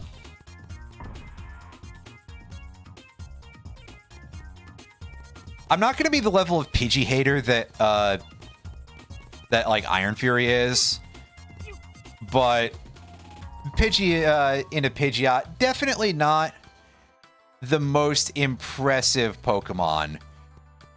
And they really haven't given it much since then, which, to be fair, it does have a Mega Evolution, but still. The Fulky Polk Village, it's got very music like something bad is happening then here. Which, to be fair, this seems to be a related area to where some horrible shit's going on. Fuck them Pidgeys. It's, again, pretty good Iron Fury impression there, but I digress.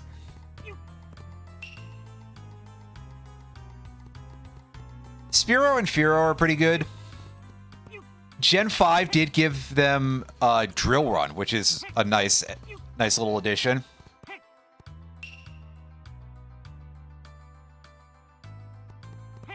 We fully support giving Drill Run to Fearow. It may not be the strongest Pokemon ever, but hey, I like it a bit, and I don't know, I think I prefer it over most of the regional birds, period, in most other generations.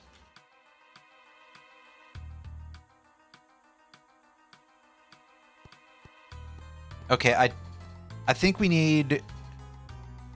Yeah, because Ibizumaru gets the ability to shrink, so that's what we're going to have to use in order to get in there.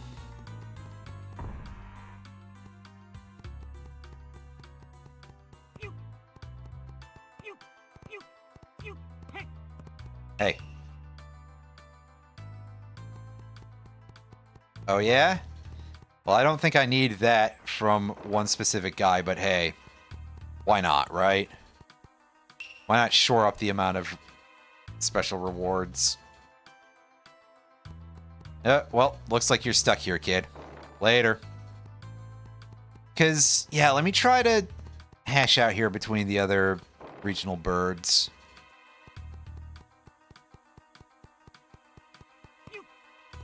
I like Hoot Hoot's design,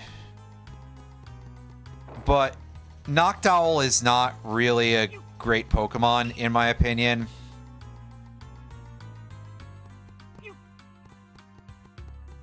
It could probably use a couple more, like, psychic attacks, at least, to give it a little something more to do, but even that isn't going to necessarily clean everything up.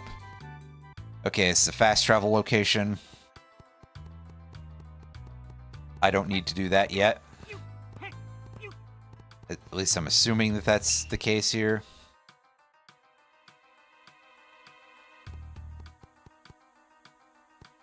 Tailo and Swellow. Swellow is actually pretty alright. Mostly because it's fast as hell. And then we start getting more into 3-stage birds again. So we're honestly kind of more comparing them to Pidgey, which is not necessarily the most useful comparison, but Staraptor is okay, but I find it a little bit overrated. Unpheasant, though, is just...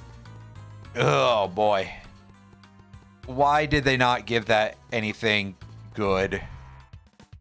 Unpheasant is so just rancid to use in any sort of battle.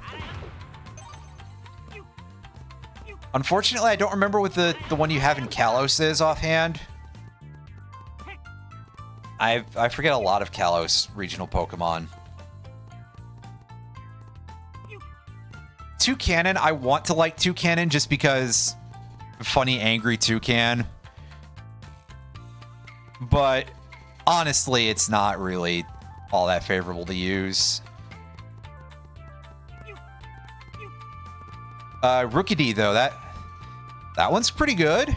I mean, granted, that's also because Corviknight is a steel type, so it's like you kind of get a little bit of special dispensation there. And I'm not 100%... I cannot remember what the regional generic bird for Gen 9 for Paldea is. But I'm just going to assume that in a case like that, that I would likely not use it. Although, granted, by Gen 9, there's so many more Pokemon, and also, to be fair, the Paldea Regional Pokedex is so big that you're not exactly starved for options at any point. You know, it's not like playing vanilla Gen 4. Ugh. God. The fact that my appreciation for the Pokemon franchise weathered Diamond and Pearl is kind of incredible in retrospect.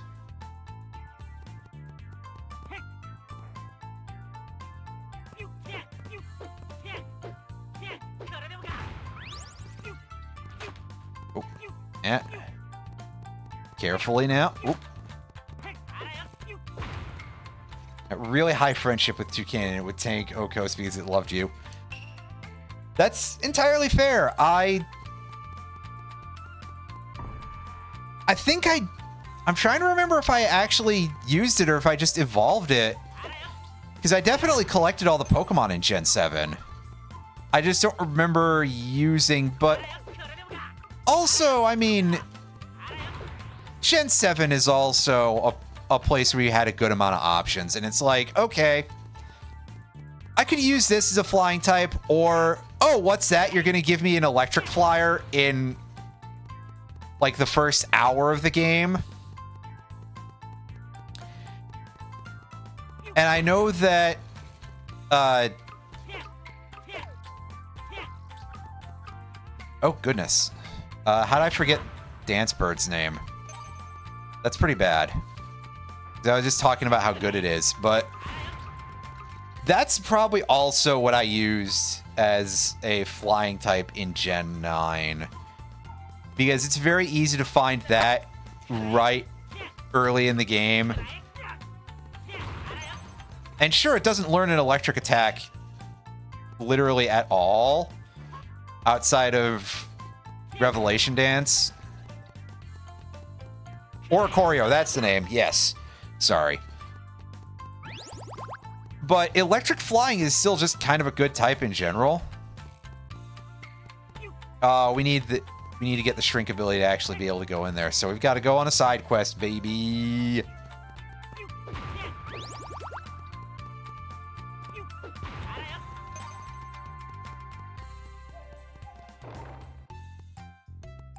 Anybody in here know anything about this?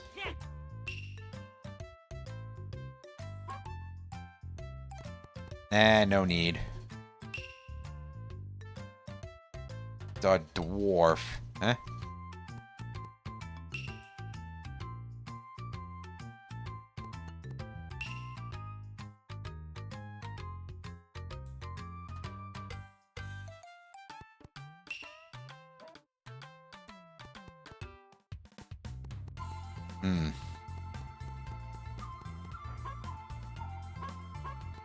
Alright, so we can't go that way for now. We have to go back and find the item that lets us progress.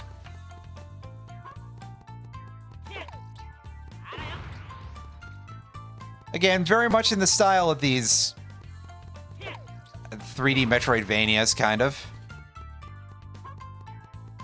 I guess that's an appropriate description on some level, right? It is sort of like a 3D Metroidvania. I think if we explore around this section, we might find something of use for us. Well, there's a lucky cat there if we can figure out the right way to get to it, which is surely going to be just drop on it from above, but I'd have to actually nail the placement there.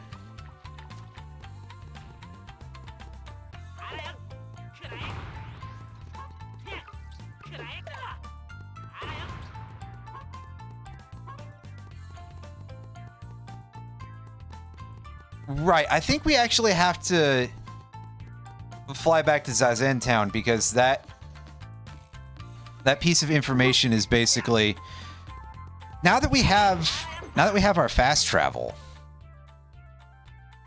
And I believe we just do it this way, right? Or am I forgetting? The answer is I'm probably forgetting, but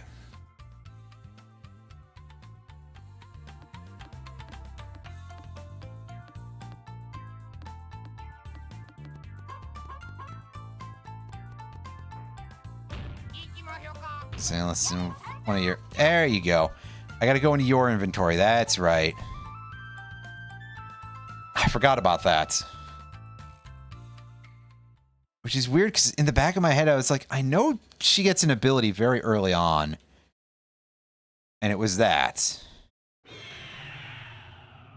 It's just that I forgot that that was a character-specific ability. Whoops. Whoops. Whoops, whoops, whoops, whoops, whoops, whoops, whoops, whoops, whoops.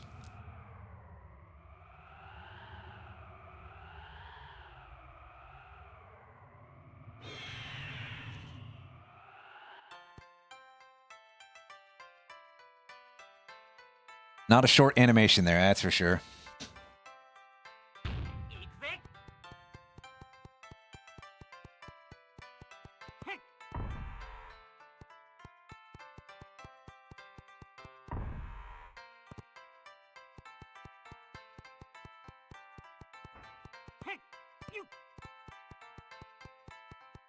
Okay, so I'm taking a guess that we can find it and say maybe we can find this dude here. Oh yeah, so we do just bonk that a couple of times and it gives us one of them things. You alright, buddy? You're not gonna fall off, Goemon. You're not allowed to. The game simply will not let you.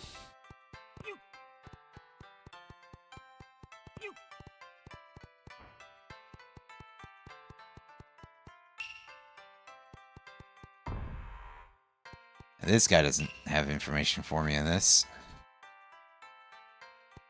Yeah, that's not what I'm looking for.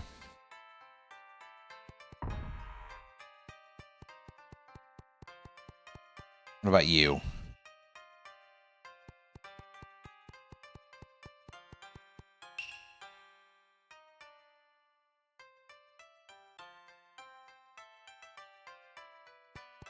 Wow, thanks, dude.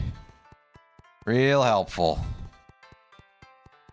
And not a strange joke at all. This way, I believe, doesn't do anything of real use. No, it might be back in the temple area.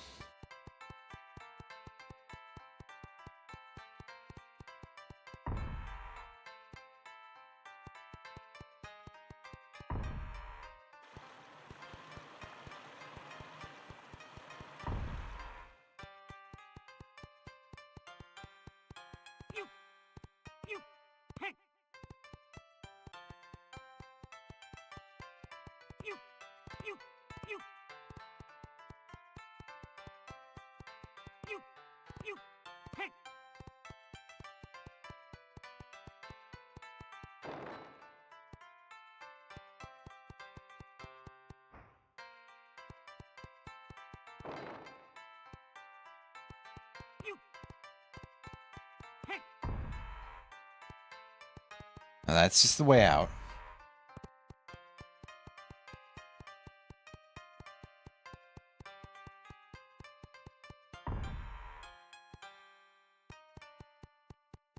Hey, do you know anything?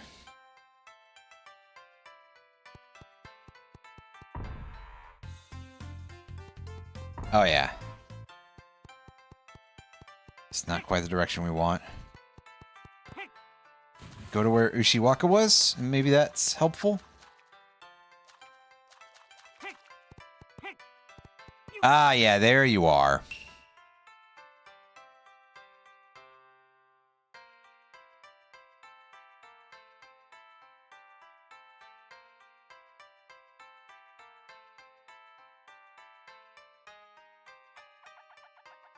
Golden Temple, alright. Yeah, see, I knew that was a thing that was going to come into play at some point recent, you know, very quickly down the line there.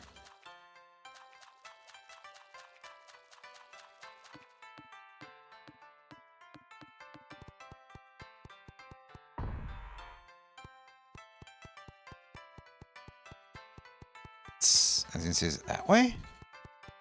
No. It's back on the other side of town, isn't it?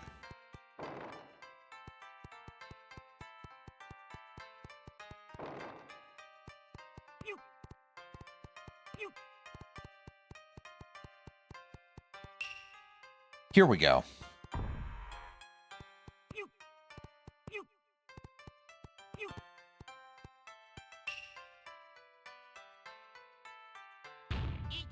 Oh, it's...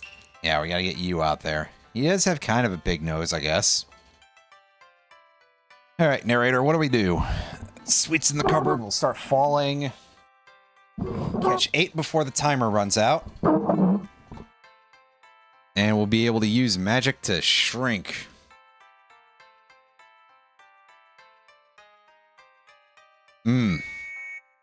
Alright, so this is a bit more stealth-oriented than that.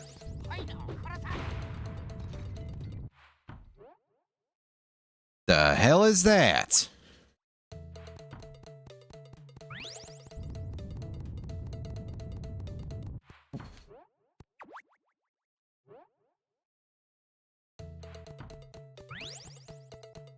Oh, my controller's going out to lunch.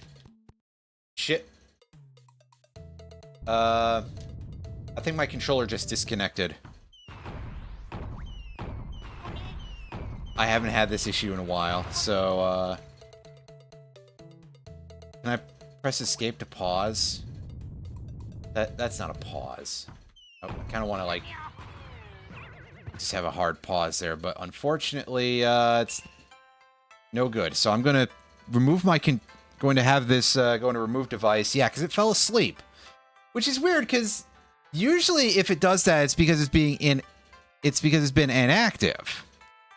But obviously, I've been using this thing for the past 2.5 hours straight. My computer's just a little bit confused.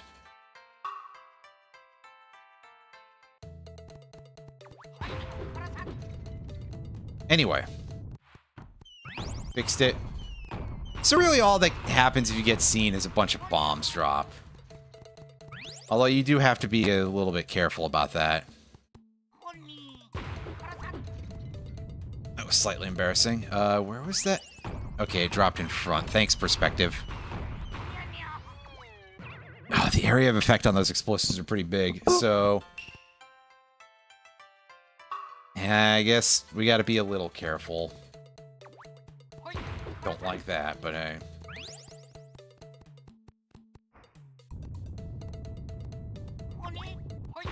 Wow.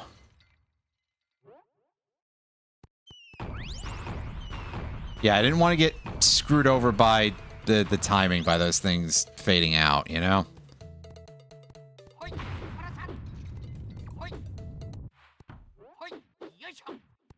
Oh, get over there before it time's out.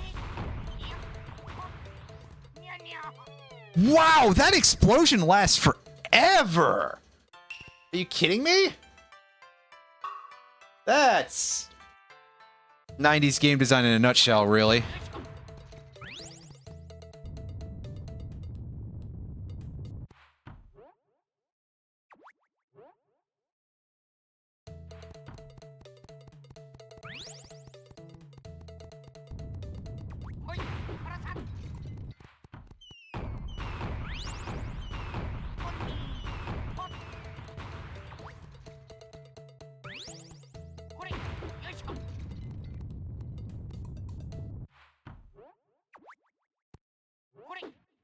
Oh boy, is that...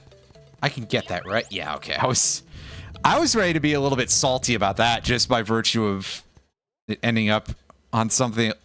It was on top of an object. I thought maybe I couldn't get up there.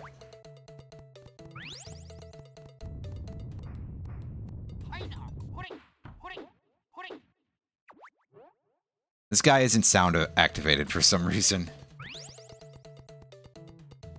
Maybe because we're just that small so we don't make any perceptible noise to him. Get it. There we go. Hooray. We pulled it off, kind of.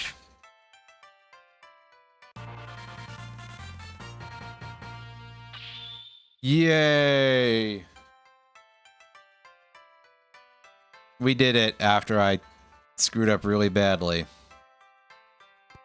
For however long I did that, which was honestly an embarrassing amount of time. Okay, yeah, so it's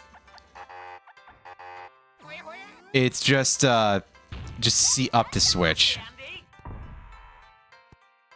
I wasn't sure because I remember that was a thing for some abilities, but I wasn't sure if that was one of them offhand.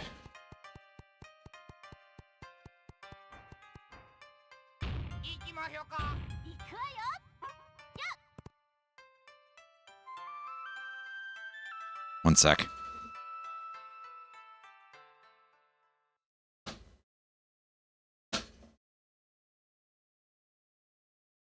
Computer's making a weird rattling noise. I think like a power cable or something is stuck in one of the fans. Not deep into it or anything, obviously, because it's not like completely annihilating it, but by enough to be annoying.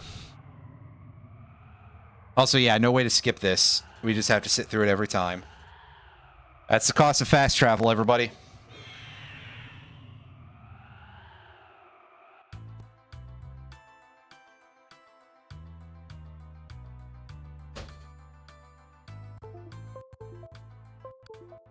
Well, that made my my thing that my other stuff was attached to blink a little bit. Just enough to do the... Yes, exactly. It's just enough that the sound is there to irritate me.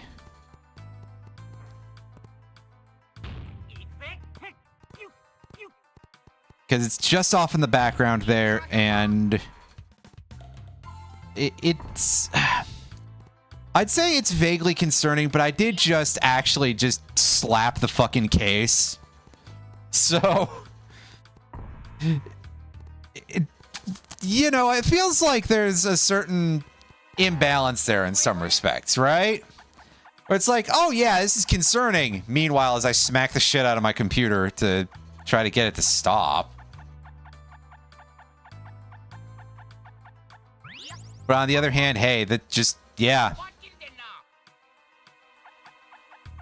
It's just kind of a class of percussive maintenance in its own way. Oh yeah, look at how absolutely non-existent Ibisumaru's jumps are when he's tiny. Oh. Am I not allowed in there? I guess not. Well, that's weird. And we can't resize while we're out of position, I suppose.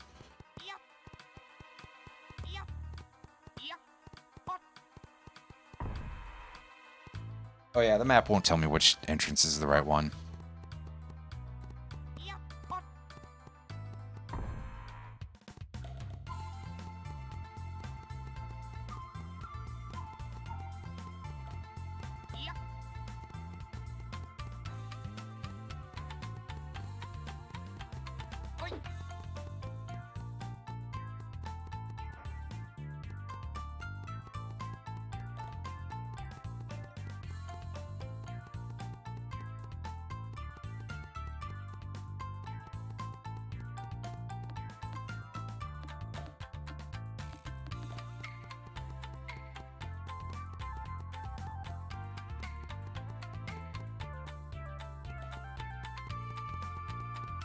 I'm being dumb. Hang on a second.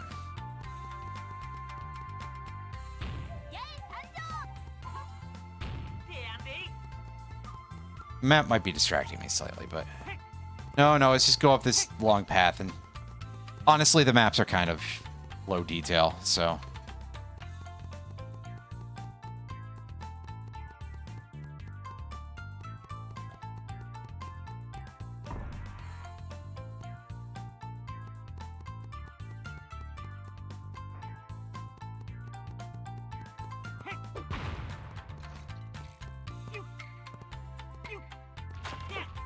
Ah, shit. Wrong section of the bridge to fall off of.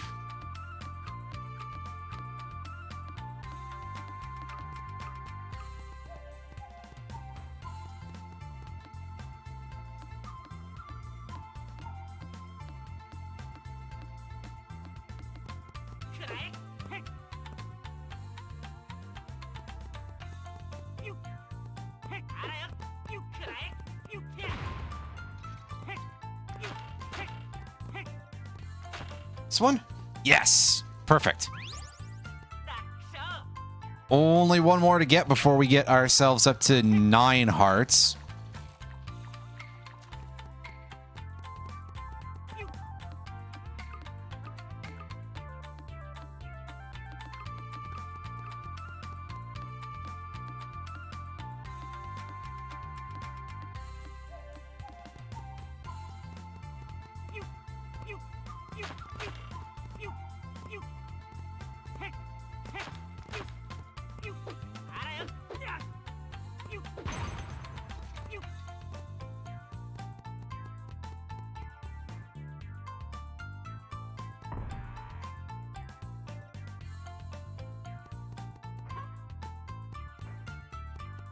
Yeah, this is just a spiraling path. What am I thinking? I don't need to see the map.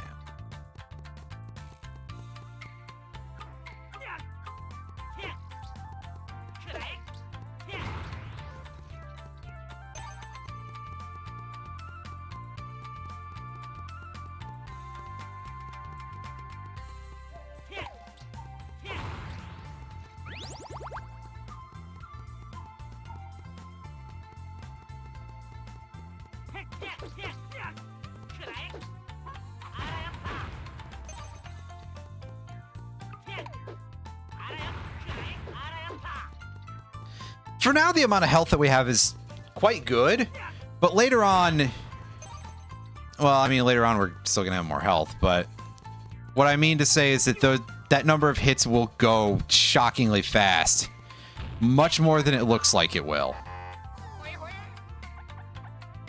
Excuse me. And you gotta be just at a complete stop to do certain things in this game. It can get a little bit oversensitive, I guess, but hey.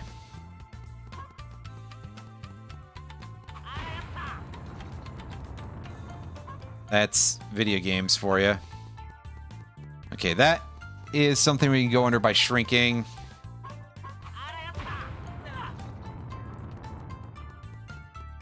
But I want to have a look around the area first to see if there's anything else we can pick up here.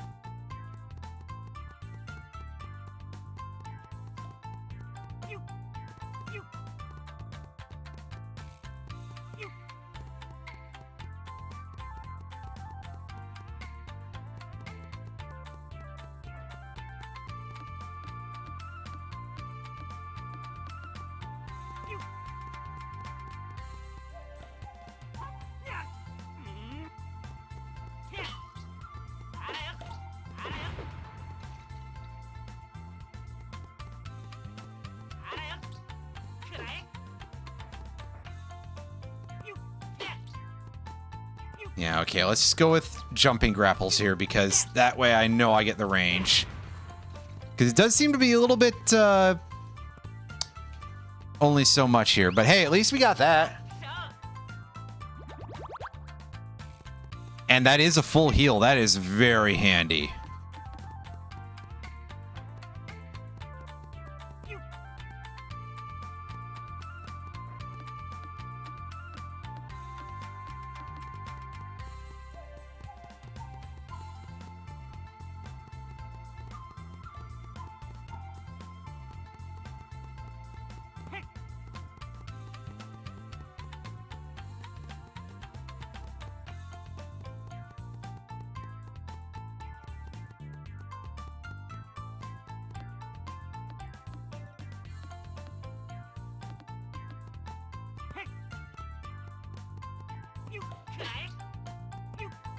Might be able to make the corner jump with... Gump, did I say? Wow, I sure did. Anyway, corner jump with Ibizumaru. Possibly? But I don't know that that's going to be necessary. I just need to not screw up these jumps, because this is a really embarrassing shit to fuck up.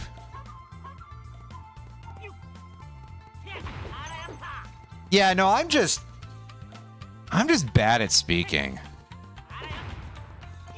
For some reason. Anyway.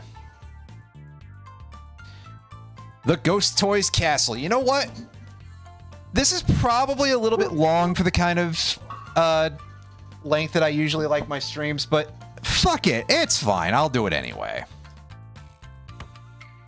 Going into our second dungeon. Why not? I actually really like the music in this place. Especially as it starts building as you get deeper in.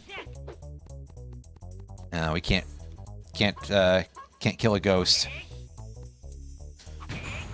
But I think once we light the torches, they might become a little bit more vulnerable. Yeah, that goes through them. Do you accept fire?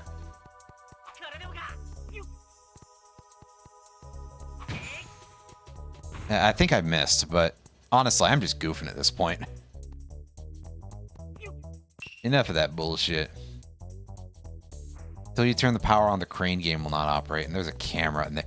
Oh, right! Yes, yes, yes, I remember now. We need the camera to be able to deal with the ghosts. And then I believe that becomes Ibizumaru's purview. But we'll hash that out once we get there.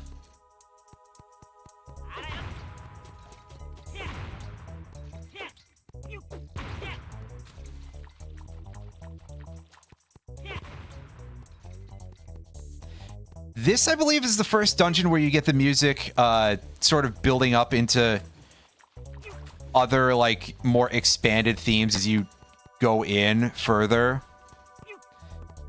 And it's generally a very cool sort of thing. I love that style of, like, doing sort of variable mix things on the...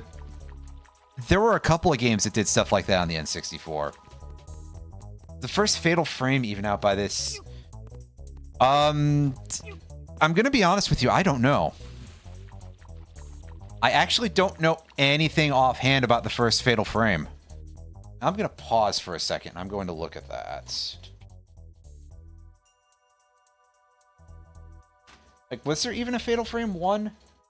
Bit of a stretch. I apologize. That was a bad joke. No, the first Fatal Frame game was in 2001. Good lord, I have never seen that cover, although it absolutely looks like I should have. I just legitimately never hear anything about the first Fatal Frame. So, when I say things like, oh, is that even a real game? I'm being over the top on that one. And it does kind of feel also a little bit like there's some pretty serious...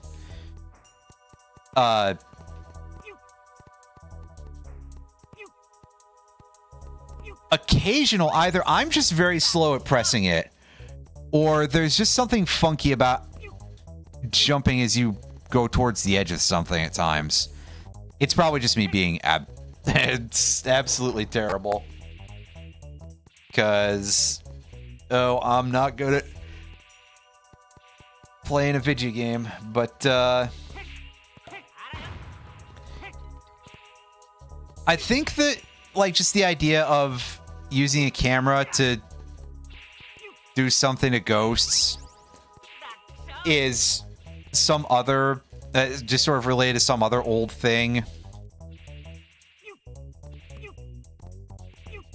I guess tied into the people who think that cameras can steal your soul. Or maybe that's just... Maybe I'm forming that backwards or something. I couldn't tell you. I think I read somewhere that Robert Fripp, Robert Fripp being the guitarist from King Crimson. Well, one of the two, him and Adrian Belew, but Robert Fripp is the guy who was like the main guy in King Crimson, who had been there for the entire history of the band. I say had because I believe they've broken up, or they are damn near on the verge because of how long their career has been. But he believes, supposedly he believes something very similar to that. But at bare minimum, he is just very hostile to the idea of having his picture taken, which, to be fair, if I was somewhat of a big deal musically, I probably wouldn't want strangers taking pictures of me, or even in any other sort of career. But obviously, as Robert Fripp is a musician, I couldn't exactly tell you a whole lot about the whole history of that sort of idea. Go full Buckethead. I mean, so Fire Drake, you're in the Plastic Allen Discord. I'm trying to remember if I ever posted in there any of the music of this guy on YouTube. His username is MaroMaro1337. He's shown his face in his videos, but he wears a lot of like cool masks and a lot of the shit that I've seen more recently from his, like the last year or so. Very interesting Polish instrumental guitarist who does some stuff that really does kind of sound like strangely out of time. I can't perfectly describe it, although a lot of the sound palette is very 80s.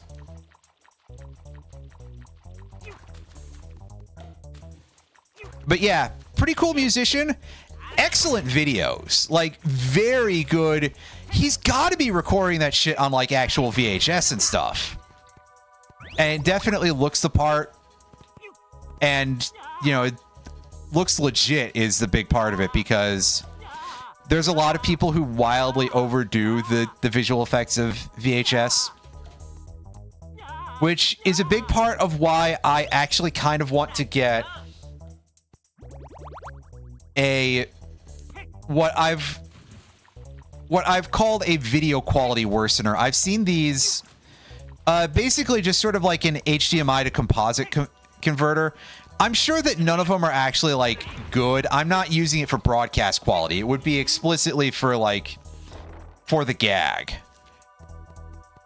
Because I've got a VHS here on my desk. It's sitting underneath one of the risers that one of my monitors is on. And I would love to just be like, okay, I'm going to use my video quality shitifier to get all the stuff that's all HDMI quality. Record it with that by plugging it into that and plug that into my capture card. Or just record it onto a VHS that way. Just for the bit. Because I do like the look of actual VHS stuff, but man, when people screw it up, ooh boy. Ooh, it upsets me in a very special way. Maybe I just got kind of a stick up my ass about that sort of thing. But because I was there, I have VHSs of like Moonraker, and I do have the full Monty Python's Flying Circus series on VHS. I don't believe I still have Monty Python and the Holy Grail on VHS. Hey, we turned on the Crane game. I've got a couple of Doctor Who serials on VHS.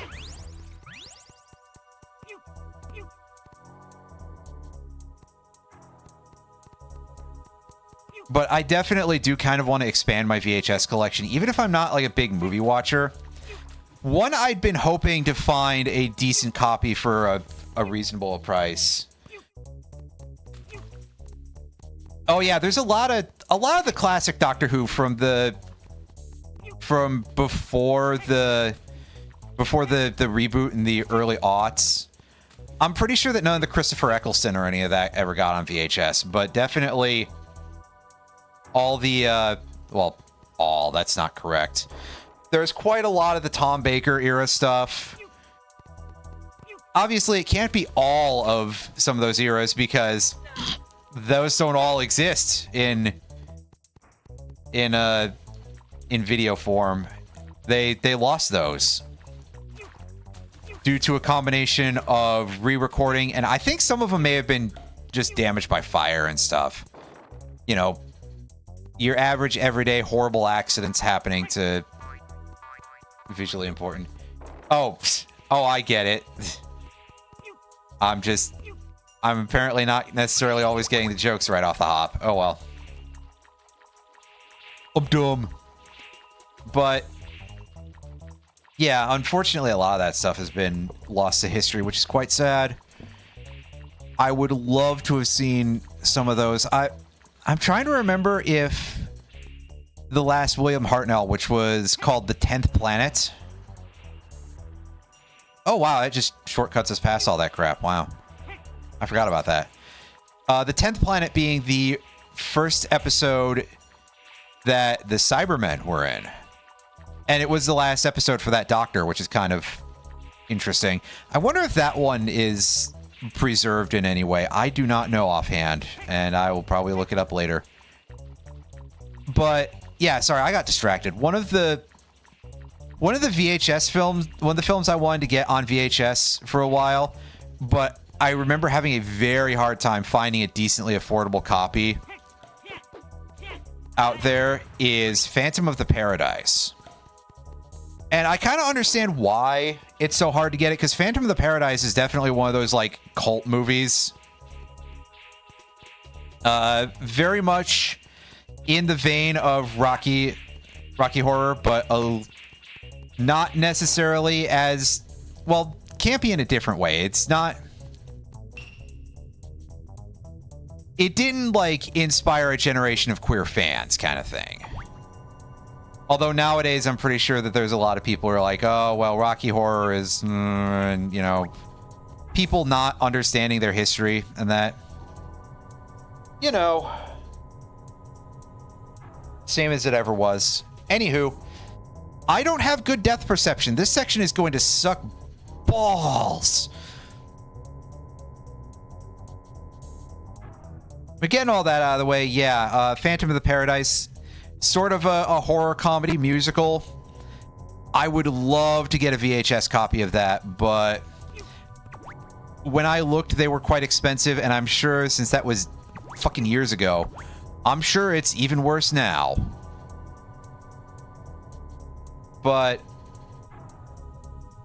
War Games is another one I want to get. I did search for a copy of War Games a while ago, and War Games on VHS is pretty cheap, if I recall correctly.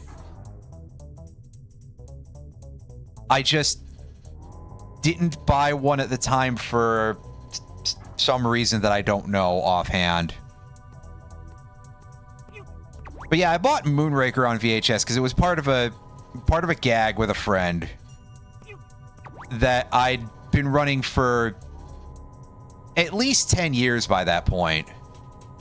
And then I eventually sacked up and did it, and we ended up just, instead of watching it through that, we ended up just watching all the James Bond movies through more of a digital platform.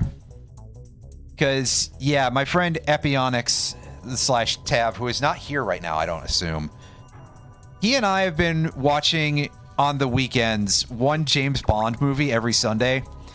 And let me tell you, they are goofy as shit on some level.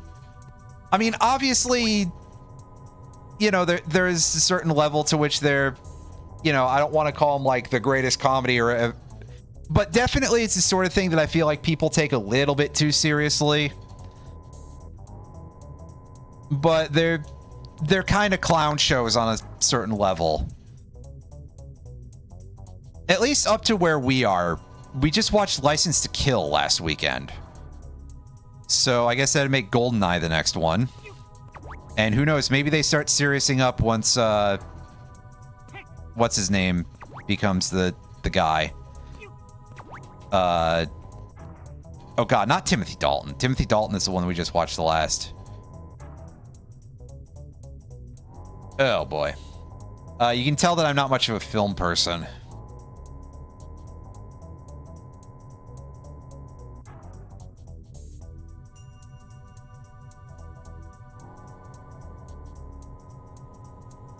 You can also tell that I'm not much of a depth perception person because we've definitely been on this for an amount of time. I wish I had like a better brain for trying to hash out the tells on any of this as to like where...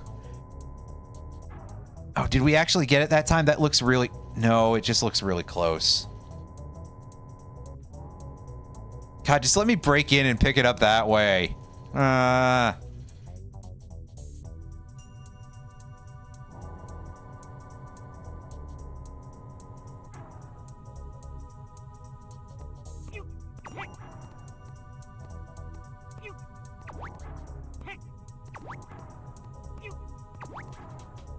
I'm gonna try seeing if I can...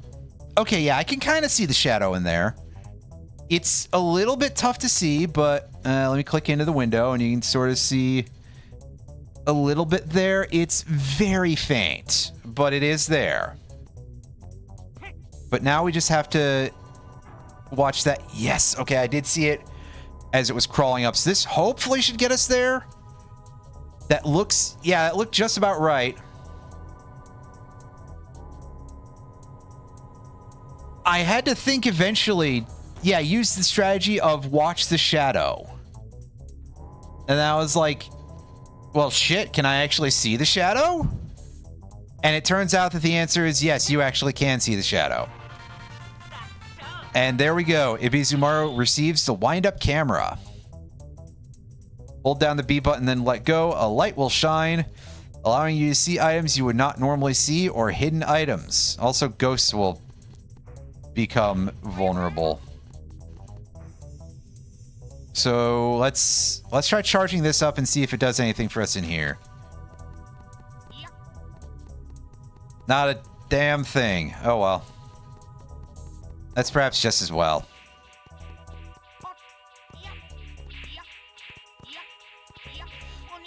That said, there is a part about it that kind of sucks, which is that you can't fight while you have it armed and charging up, which is fair, but sometimes you'll get into some hairy situations. I definitely remember at least once or twice that I've been in a position in this game where I've been charging up the camera and I'm running away from a bunch of these ghosts.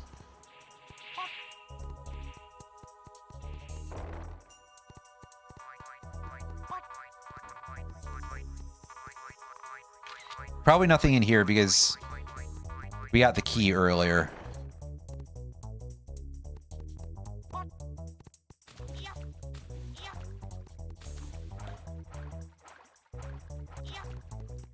Do we have the key to go this way? Yes, we do. Okay. Good. I thought for some reason that we had, like, done that earlier.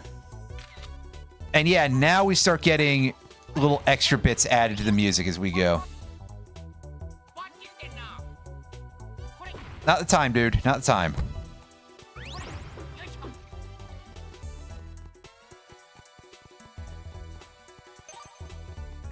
I really like this track as it starts expanding outward like that.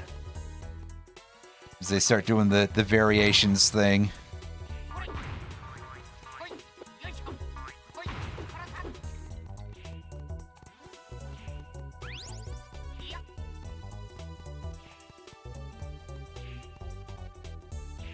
Do I remember how to do camera in this game? There, as you can say, there is a button that will let you adjust your camera somewhat. It's very rudimentary. It's not like you have complete camera control. This is the N64 era. You got to temper your expectations on that a little bit.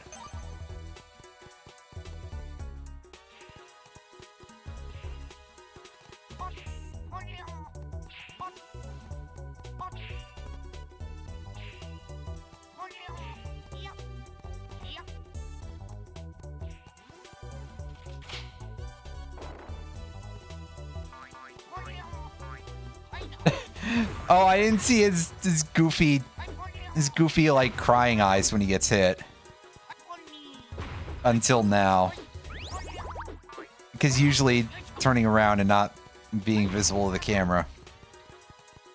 But yeah, Ibizumaru's hammer is a little awkward to use, just in terms of its swinging range and stuff. Okay, yeah, nothing going on there. I probably don't have to worry about items being that well hidden, and most of the time it's going to be like, well, the usage case for this is kind of obvious, isn't it?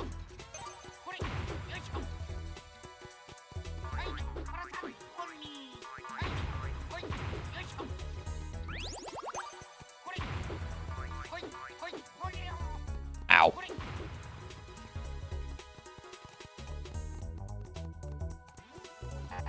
Oh, right, we used that one earlier. Whoops.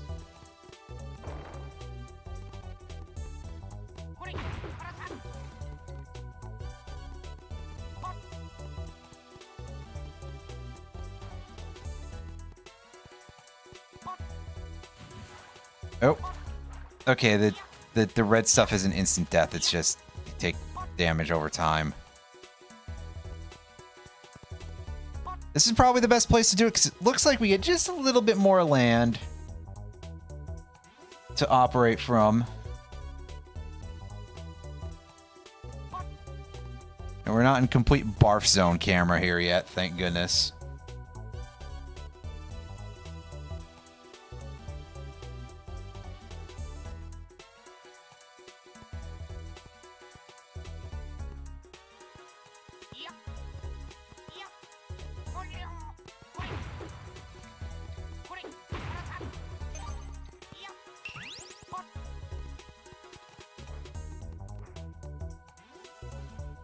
I'm not sure how trustworthy my HP is to actually get across the red Kool-Aid here. I'm sure it would have been fine. I just didn't want to waste too much, you know?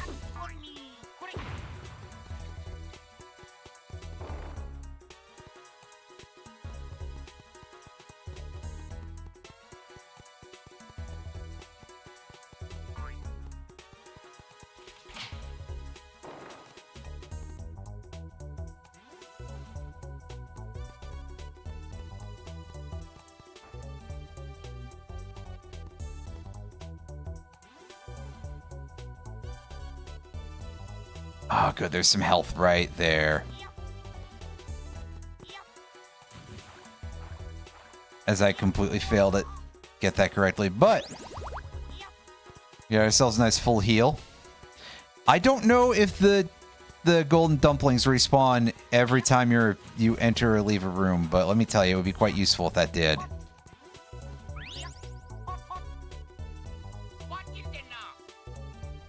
Excellent.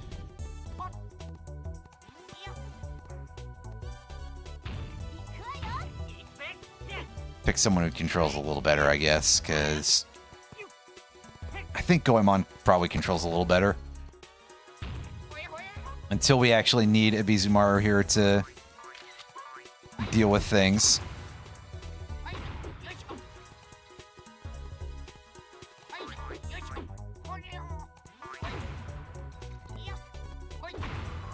He just becomes significantly more able to deal with enemies with his hammer.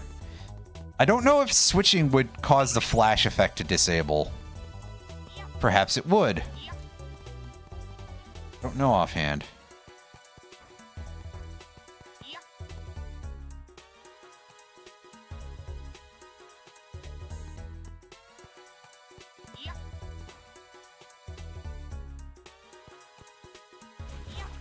Ah, shit. Yeah, that way it leads to a gold lock. And rotate camera. Yeah! Our full heal is back. Excellent.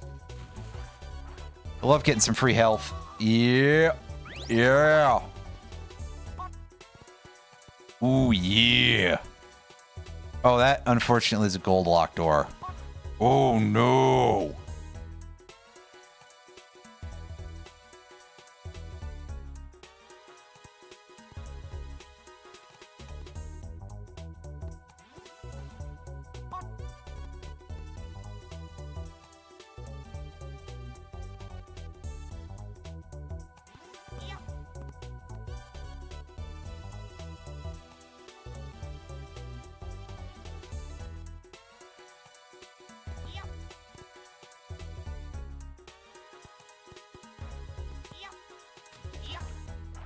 Fuck.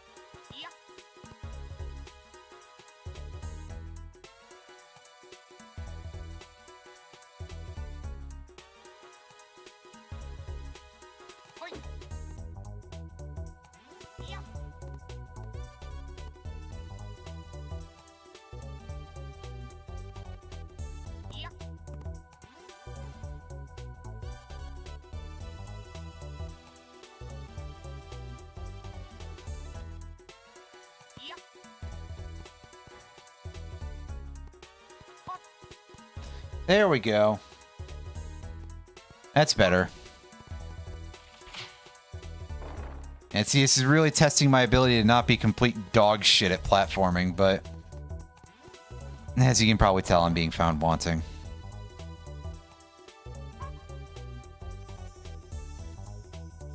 Yeah, this looks like a place where some camera action might help us.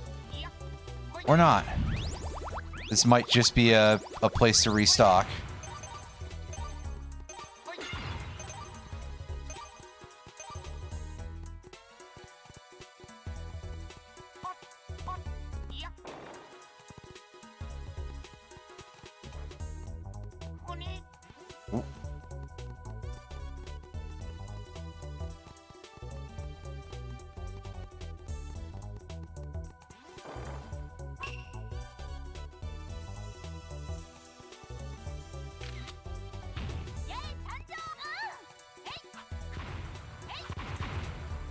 Okay, so the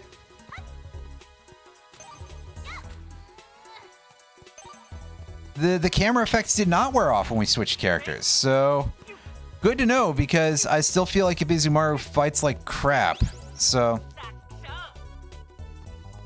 I'll gladly accept a little bit of an adjustment there. And there's our gold key. Excellent.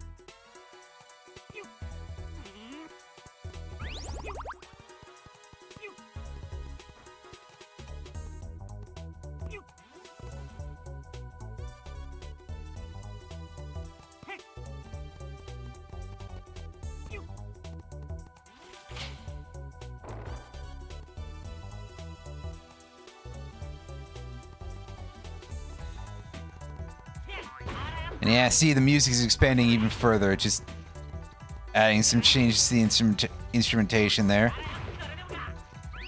Bit of a quick change there. Didn't feel the smoothest, but yeah. So you can tell that shit must be getting increasingly real as we're getting to a place where we've got new music again.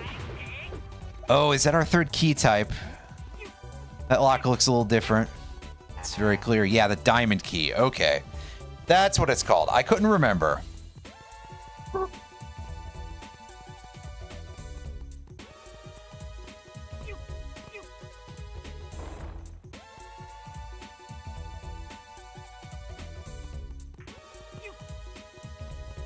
We got a bit of a billiards game going on here. So I'm not sure how, like, specific the angles we have to smack him in order to get him in the holes are. But it does kind of seem like anything goes a little bit here. Yeah, I feel like I hit that one a little bit straight on, and it just sort of made its way over to a... There we go. Yeah. It's quite easy, apparently. It's just hit them at all.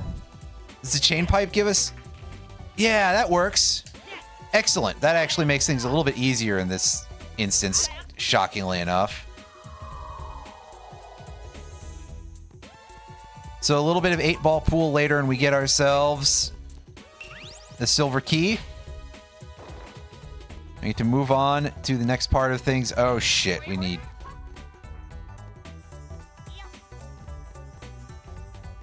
a different character out. Oh, those couple of invincibility frames did actually help out quite a bit. I guess I'll leave Ibizu out here to be our navigation fella here in this room, just in case I need to photograph again.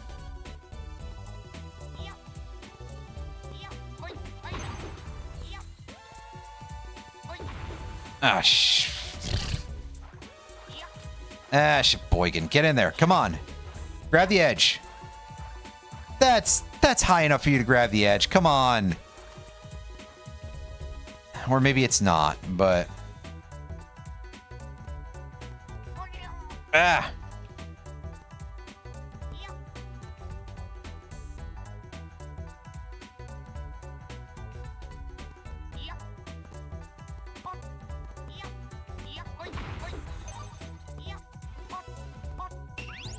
All right, there we go. There's our diamond key. That's our first instance of it.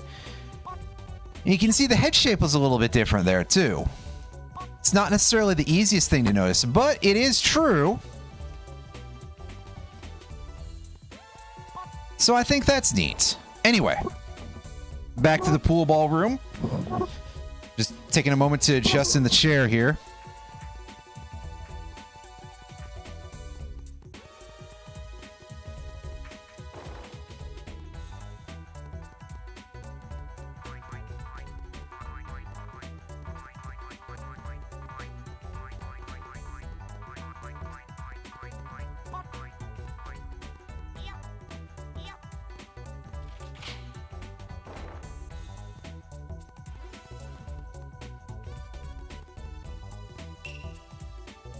Find the Darmanio's weak point and using the wind-up camera. All right, well, thank you for the point of strategy advice there.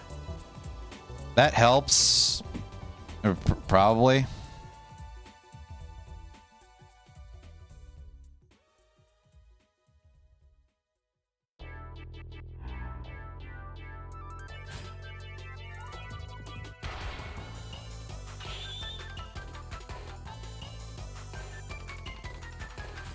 That name looked a little bit different, I think. Close at least, but still.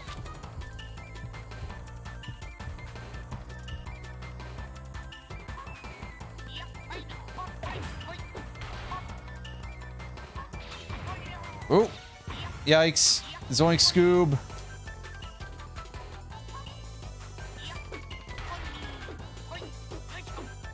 Get off me.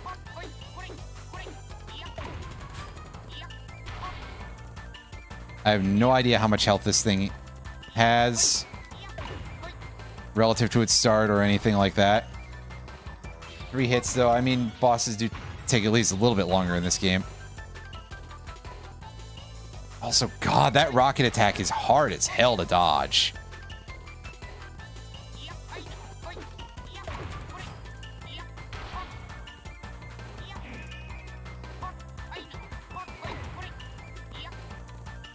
And my depth perception is doing real good work here.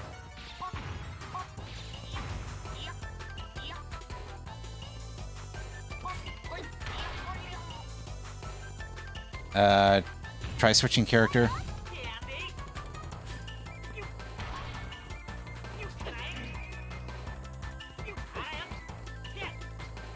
Jump before you do that. There we go.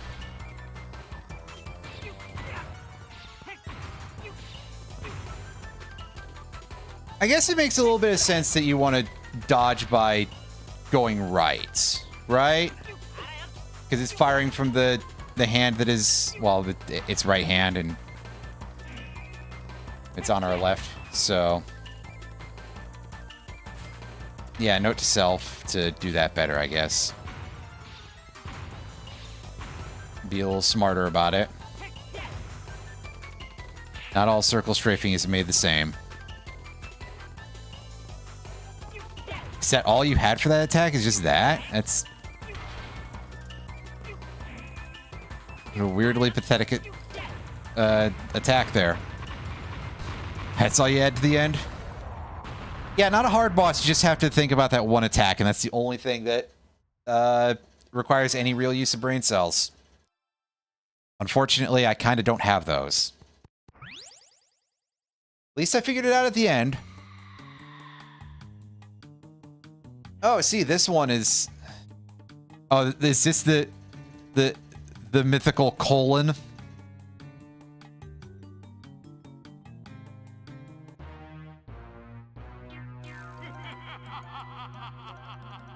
Oh god, the flickering. That's actually hurting my eyes a little bit. Well, obviously his name is Mystery Man, you fool.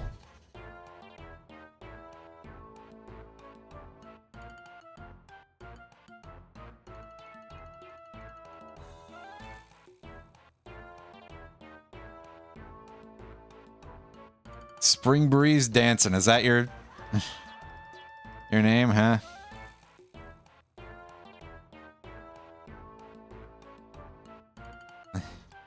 The rest of his arms. Eh, close enough.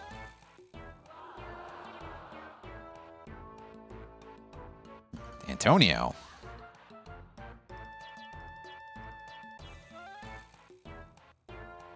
What's Antonio about Ibizumar? Whatever. Fucking whatever.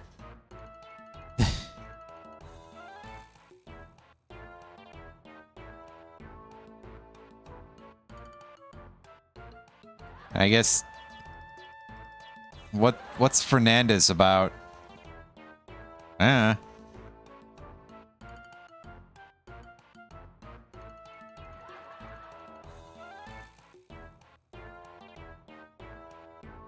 are choices. Oh, don't tell us where we're supposed to go, you weird spinning buffoon who's continuing to just barely be off screen.